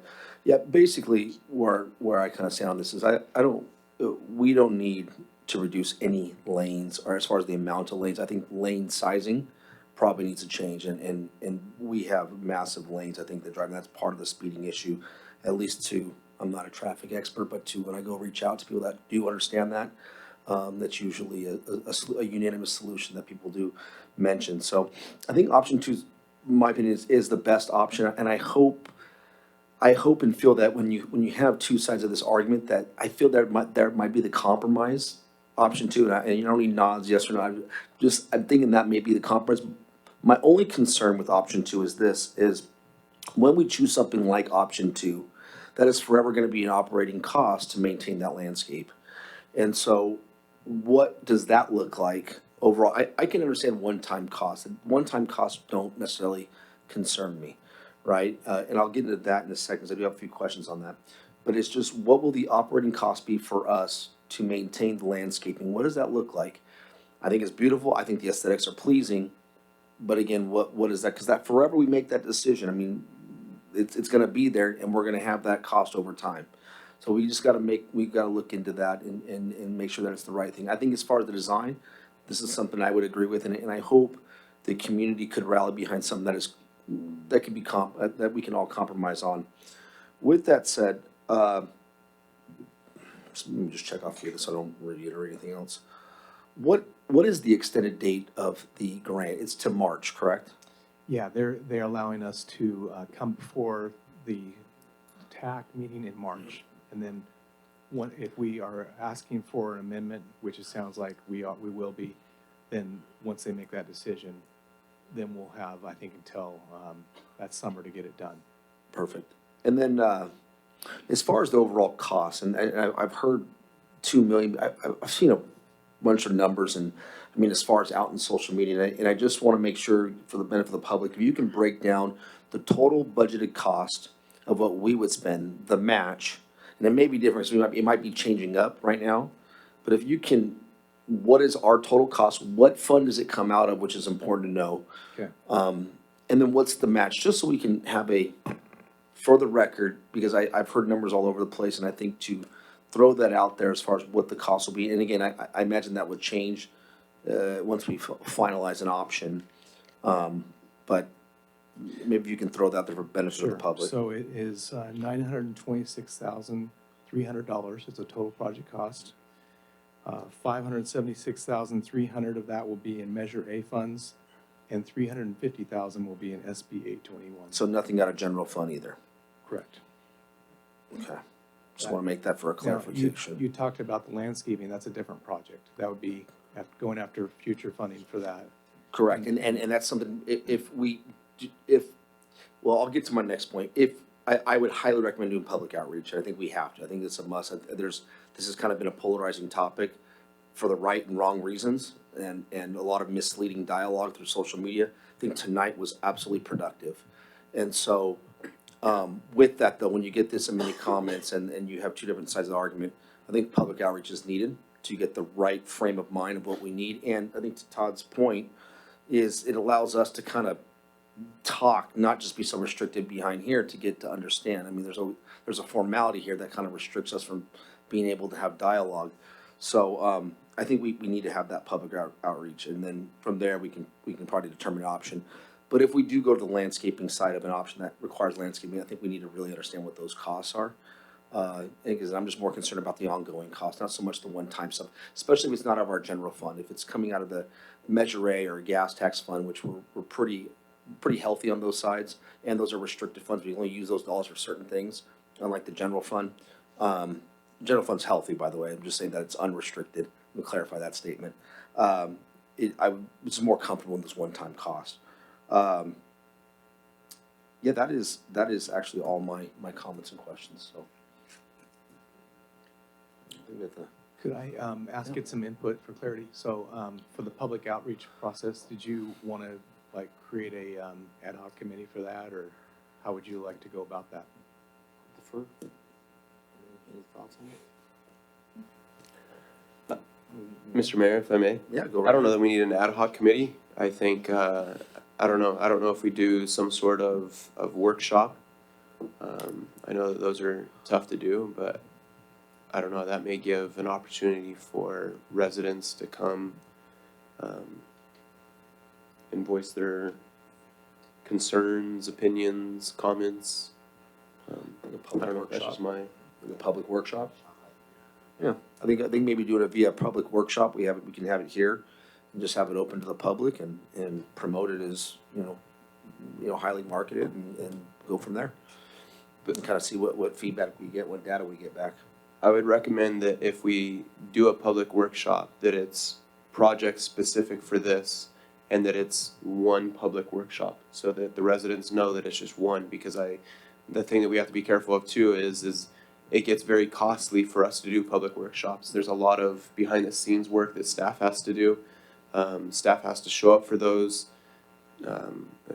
All that starts to add up, and if we start saying, oh, we're gonna do 2, 3, 4, 5 public outreach meetings, it gets costly, especially for one small project like this. I'd recommend we just do one public outreach workshop.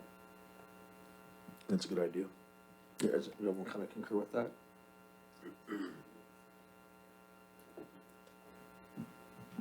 Yes, to a point. I agree with what's being said. I want to make sure that we give enough advance notice on this and do enough reminders on social media that it's happening. I don't want to have a workshop and not have anybody show up, and then that is our answer, and then we move forward without any real input. So I agree with the intent, and yes, I would like to have one and done, but contingent upon whether or not we're really getting feedback. At the same time, I don't want this to drag on indefinitely. So we're coming into the holidays here, so absolutely after the holidays, when we do this outreach and engagement, and we'll try and figure out a time that is, it can't be good for everybody, but that hopefully people will be able to make it. So, thank you. When I think the thing too, I totally agree with that. Thank you, Councilmember Lormore. I think the thing to remember too is if you are not able to make the public workshop, reach out to us. I know the 5 of us were more than happy to meet at Starbucks, meet here, talk with staff. So if we set a date for the public workshop, you aren't able to make it, reach out to us and we'll schedule something to meet with you. We want everyone to have an opportunity that's willing to. Perfect, thank you. Is there any more comments or questions? Okay, then I'd like to solicit a motion. I'm just trying to make sure how, Eric, can we get direction on the motion a little bit here? So we know what, kind of based on what our comments are. Well, so if the desire is to do a public workshop Yeah. and then have it come back to council for a final decision on the design, then the motion would just be to direct staff to take this to a public workshop. And then we'll have to put this back on a future On a agenda. later future agenda date to For actually the go actual on some approval type of the agreement with the design. Is it possible for us to accept the grant? Because it's sort of unprecedented that we haven't accepted yet. Accept it with the idea that we would go back to them and ask for an amendment in the type of design. So that way they can move forward, they can put it in the books. And if you don't want the funding at some point, which I don't see that being the case, then you could just say deny it at another date. I guess my only concern with that is one clarification. If we accept the grant, I just don't want to make sure that we are we are subjecting ourselves to paying for something that we don't, like, we can opt out of that. If You it's on still those can. circumstances, for sure. If it's optional, I have no problem with it. Right. But just to, yeah, I mean, I don't mind free money, but if we have to obviously spend our money to get it, and if we're gonna spend it, it's gotta be in the right protocol. So if it's, it's obviously what the public and what we all decide here, but I just wanna make sure that we're not, we're not restricted at that point if we accept that grant. So the way the process works is you would accept it, and then you would ask for an amendment. That's the standard process. And so what it sounds like you're saying is most of you would like to have a 4-lane option and have protected bike lanes. That's sort of what you're leaning toward. And then you want to find out from the public what other configurations along there that might work. And so what allows us to do, we turn this agreement back over to them. Yeah, we'll take the 350, but we want to make an amendment. And then we take that amendment to the March TAC meeting.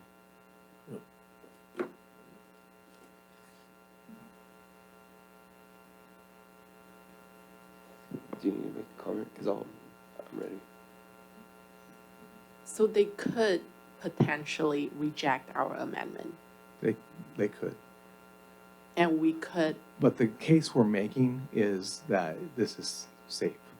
We're providing a safer option than what's out there. but, So but it's in the, unlikely that I think it's unlikely that they would reject that. but if they do reject our amendment, we could withdraw, Correct. and there will be no cost associated to that. No, it's just reputation. Yeah. And I think that that's good because especially with March, we may be running into deadlines trying to get it back to council for approval after having a workshop, depending on when we have the workshop. So I would move for approval to accept it and condition of a amendment made after a public workshop. Second. Councilmember Lorrimore? If I might, I want to clarify that I think they were asking for the acceptance and okay, all right, yeah, I hear you, I hear you. It's getting late. I apologize. Yes. Councilmember Tesari? Yes. Councilmember Rigby? Yes. Mayor Pro Tem Yao? Yes. Mayor Plot? Yes. Motion passes 5-0. Thank you again for all your participation in this process. So we appreciate you. And thank you for the ongoing patience in the future as well. So we appreciate it. It's a big decision. So thank you. All right, we will now be moving to item 13, city manager reports, city staff reports.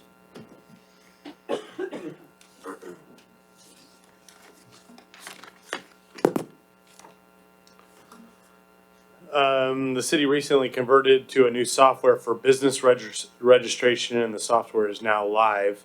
Business registration applications and renewals are now available online, and registrants can pay fees by credit card through the city's website.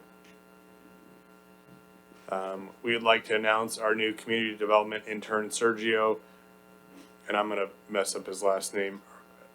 Hereda, can you say it for me, Gina?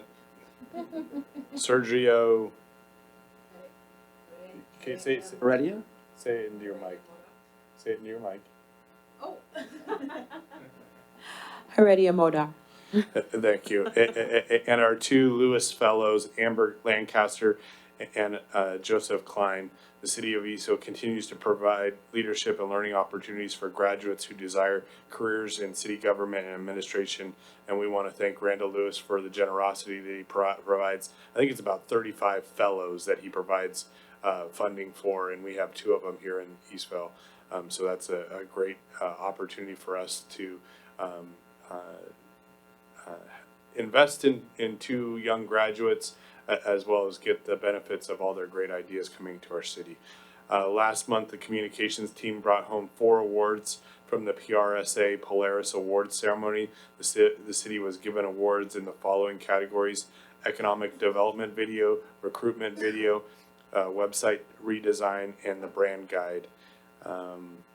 and it was neat to see both Anissa and Bobby go up on stage and receive all those great awards.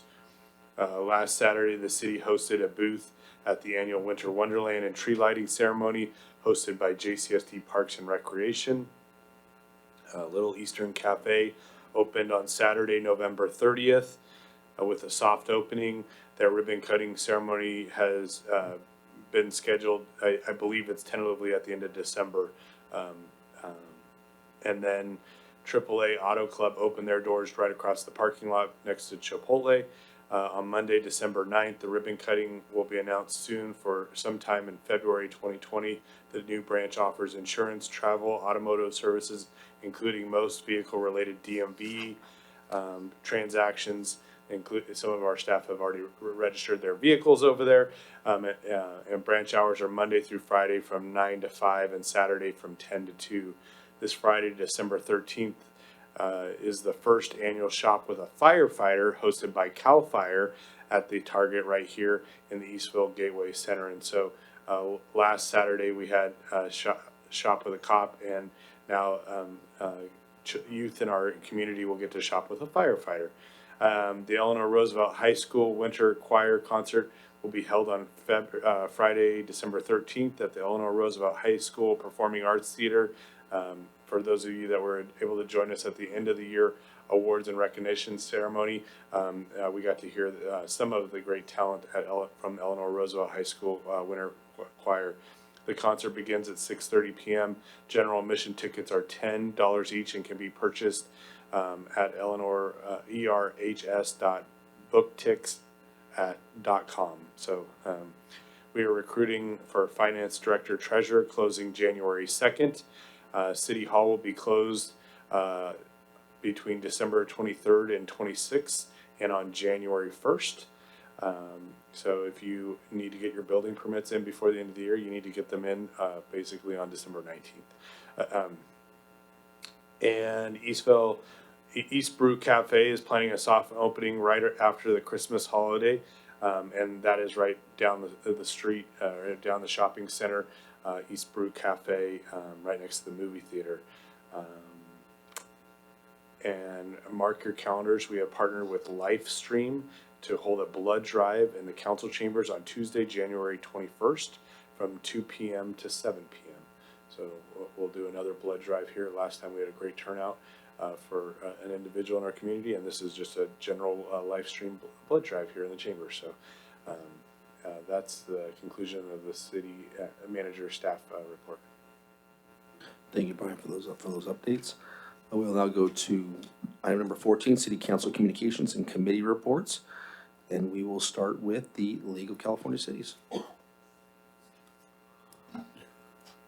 Last week, the League of California Cities had its state board meeting, which took place up just north of Sacramento.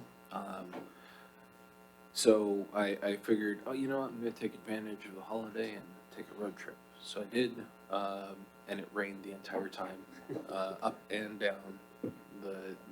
So it was awesome, 10 days of rain. But while there was a league leaders workshop, and the point of it was to determine the strategic priorities for the year.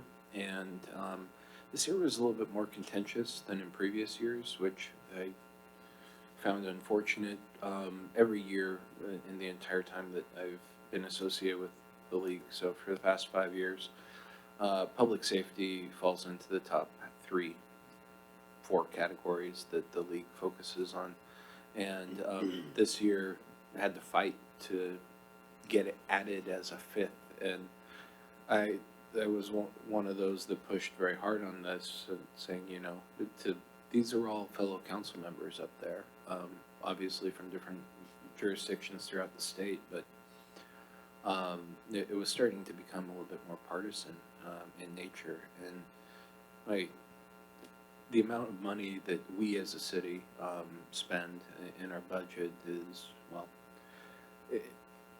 if we're saying that public safety isn't a priority, well, you're lying to yourself. It's in the proof in how much we spend on this.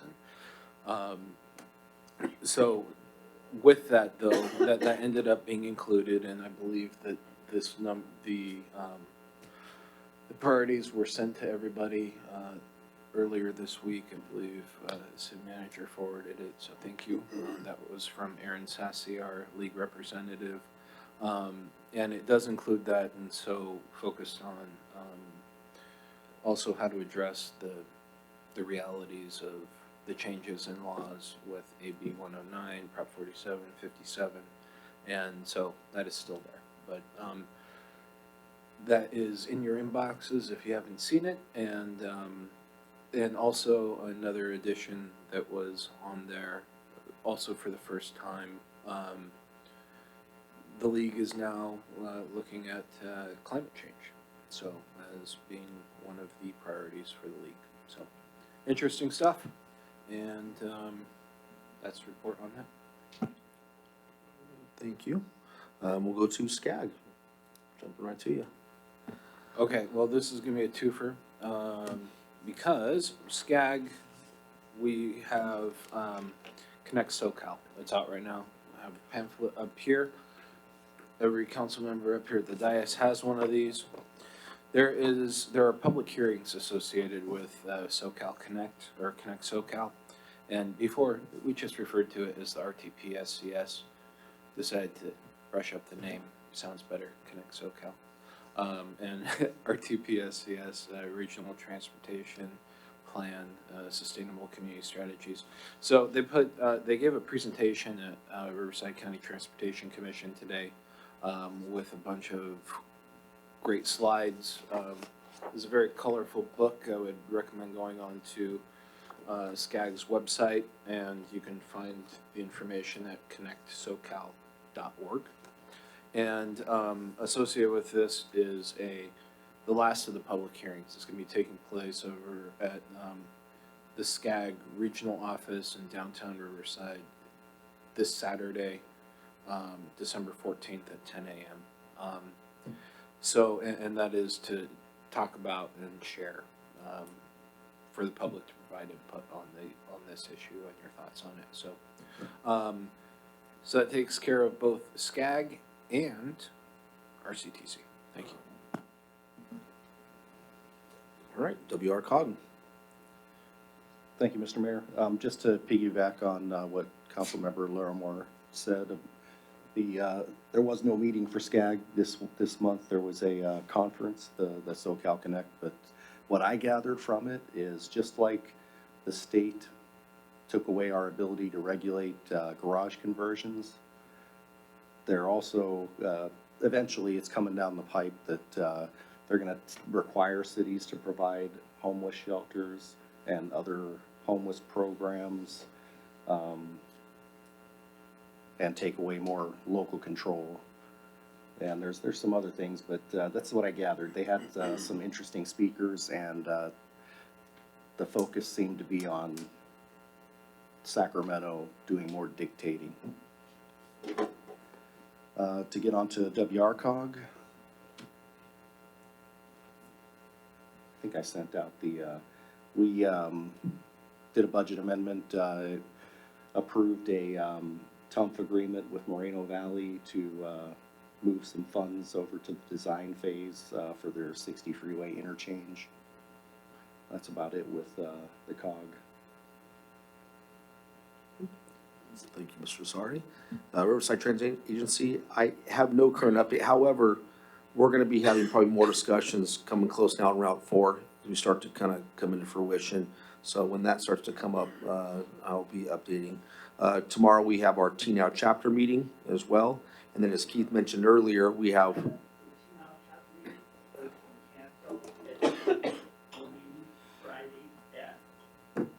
I'm gonna make a note of that. Keith, you're Johnny on the spot, man. I appreciate you. I really do. So.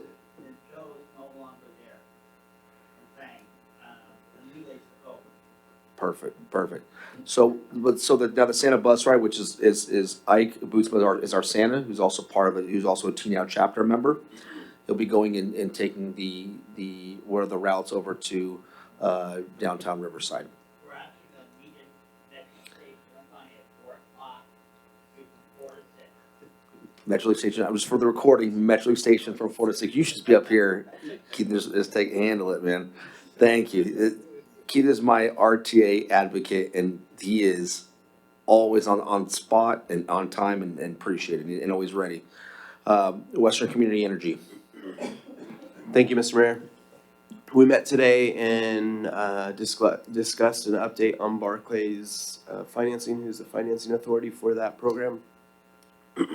Also did a budget amendment for adding a finance manager there. And that's about it. Still moving along and everything's going well with it. Vector Control. Thank you, Mr. Mayor. As of November, the state of California had 178 confirmed human cases of West Nile virus, 15 horses, 210 birds tested positive, and 3,269 mosquito samples tested positive. There are 20 counties within the state that actually have human cases. Riverside has 10, and the county with the most is Fresno County, and they have 46. That's all I got. We'll move forward. Oh, Keith, you have one comment? Yeah, that's right December 21st, got an email, the students from Red Cross for a quarter, down to 12. They tried community college, Riverside, all the way to Newton for a quarter and back. Starts December 21st. Thank you, Keith. Appreciate that. RCA.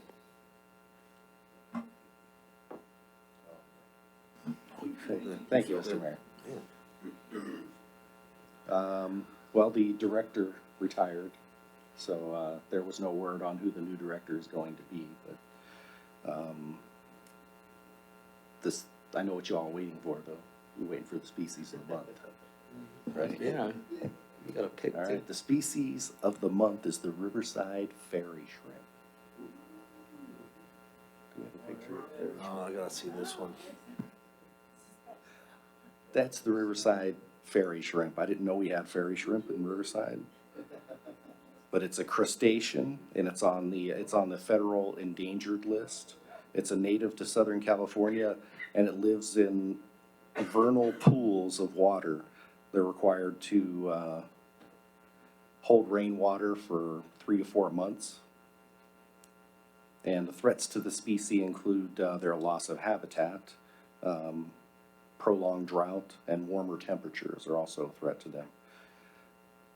However, they have, whenever they've been doing construction projects or excavating in areas, once they've created unintentionally or intentionally a pool of water, they find that some of these eggs for these shrimp that have been buried for 50 or 60 years, once they're in the water, they actually hatch and they're still alive. So I think it seems like a pretty difficult animal to eradicate, so I think it's going to remain safe. So that's all I have.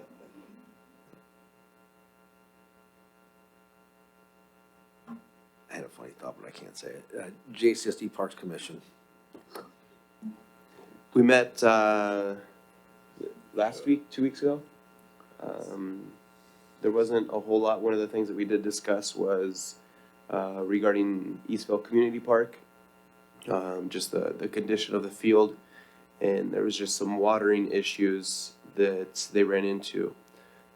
So they're going to work on that this next year. The field's actually closed right now for reseeding, so they're actually already starting to work on that for winter renovation. But they're also continuing to work on the Desi house, moving along. They are. That's what they're working on. That it is a facility that they're planning to make as a small event venue. Right now they're doing a 2-phase project. They're working on the outside right now. Hope to have that done in the next couple of months, and then they will put out to bid the interior. And then I think they said they anticipate that being about a year or so. So they're still about a year out before it can be utilized. Thank you for the update. It is a very much of a long project. But it'll be nice when it is eventually done. It'll be pretty awesome. Finance Committee, just reminder, the 17th, we will be having our Finance Committee meeting. All are welcome to come to attend and go over the different, I believe we'll go over October, November's just November through partial December expenses. So feel free to come join us. And the last item will be City Council communications. I'll start from my right to left. Yes, thank you, Mr. Mayor. I have a few items that I just wanted to go over quickly. With traffic and accidents being kind of higher than we would like, and I know it's a concern of law enforcement, and I know that we're always looking, but just want to remind and see if there's any extra opportunities that we can look for any additional grant funding to do additional traffic enforcement or anything like that. So if there's and I don't know if I can get my colleagues' consensus, but if there's anything that we can do from a council to help or assist with finding grant funding, to let us know, because that is something that's kind of increased recently and is a concern. Public safety is one of our biggest concerns. I think, Mr. Mayor. to that point, I think what we discussed tonight and approved, and I'm the way I understood that 80,000 of defining grant funding could be utilized for those type of items. I mean, unless I misunderstood that, but that's, I think that's a little bit different. Isn't that more of project base, not necessarily traffic or law enforcement? Yeah. Yeah. Okay. So it would be something that would be separate, I think. On that, I did want to ask a question of staff, where we're at with I know in the past we utilized a grant consulting company. Do we do that anymore? We do have grant capabilities. Chris Gray shared tonight that we have the use of Western Riverside COG grant writers for transportation-related endeavors. And then as part of our RFQ that just went out for a whole bunch of different technical disciplines, grant writing is a component of that, I believe. Are okay, but that the last part, the RFQ for what, for which?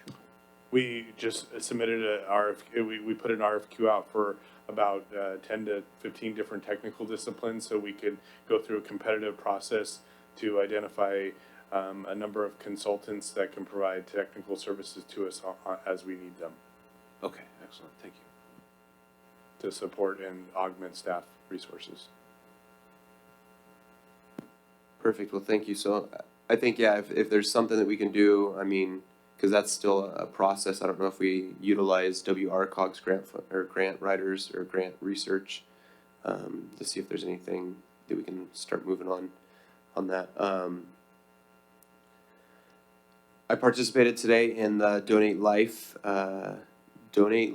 Parade Float First Look event. It's a long title.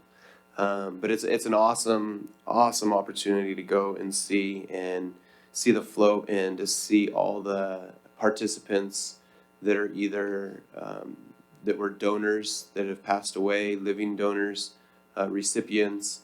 But it was just a great event to be able to see that and participate in that. Just wanted to say thank you to staff for realizing the issue at 68th Street in Wellsprings. A lot of the time when we have something done, it's not always perfect and it doesn't go how we originally planned. And staff has done a great job to hearing the concerns and is currently looking and evaluating. And so I just wanted to say thank you. And we have our full trust in that you guys will look into that and you'll bring back whatever we need to do if it is anything or whatever. But we trust our staff and we appreciate what you guys are doing. The last thing that I just wanted to share is these are the type of things that you'll start to get, Mr. Mayor. Last night at about 10 o'clock, I received multiple text messages and Facebook tags and different things about an incident that was reported. And I got a hold of our city manager and our lieutenant, and I just wanted to say thank you for acting so fast to our sheriff's department, to your team. That came about 9:30, 10 o'clock-ish last night. And before the students were even at school this morning, there was a plan in place.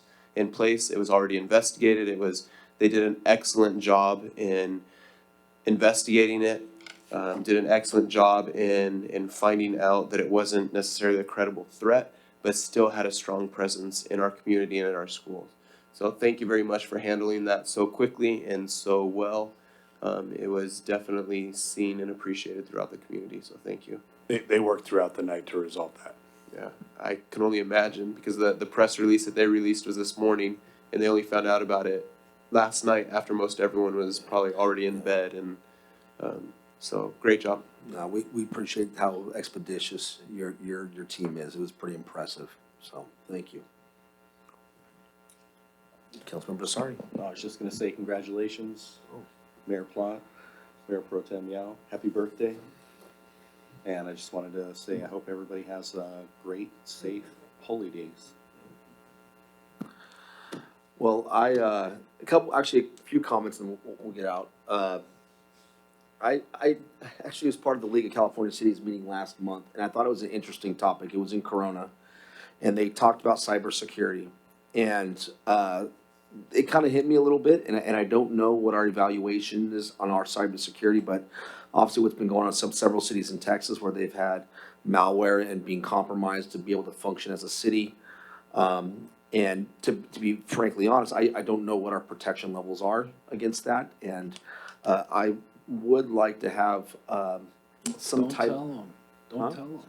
Well, I'm not giving. I mean, Mayor everybody Plott, we've already addressed the cyberware stuff, and we have our Interwest IT team that has put stuff. You might be seeing emails from us that say this is an outside source. Yep. That is one thing. If that shows up, take a good look at the email address and the attachments before you touch them and open them up. That's one warning sign, but they're stopping most of our malware stuff that's before it's ever getting to us. Good. But we sent all of our staff through training on that. Okay, perfect. Thank you for that. Just kind of, it rung a bell, and so I want to make sure that we're protected in those ways that we should be. So, with that, I'd like to, thank my colleagues again for this opportunity and the residents of Eastville. It's gonna be a humbling experience, and I mean, I was already humbled today enough. So, but I'm ready for the task, and I know with this group around me, I feel good and confident, but also willing to learn and be humbled as well. So. Thank you, and thank you for the constant support. This will be the last meeting before the holiday, before Christmas time, so I want to wish everyone a Merry Christmas. Remember, the spirit of Christmas is what's within your heart, right? And so give and share as much as possible to enjoy it and to benefit from that. So with that, we'll adjourn this meeting, and our next meeting will be on January 8th, and it'll be the new year 2020. So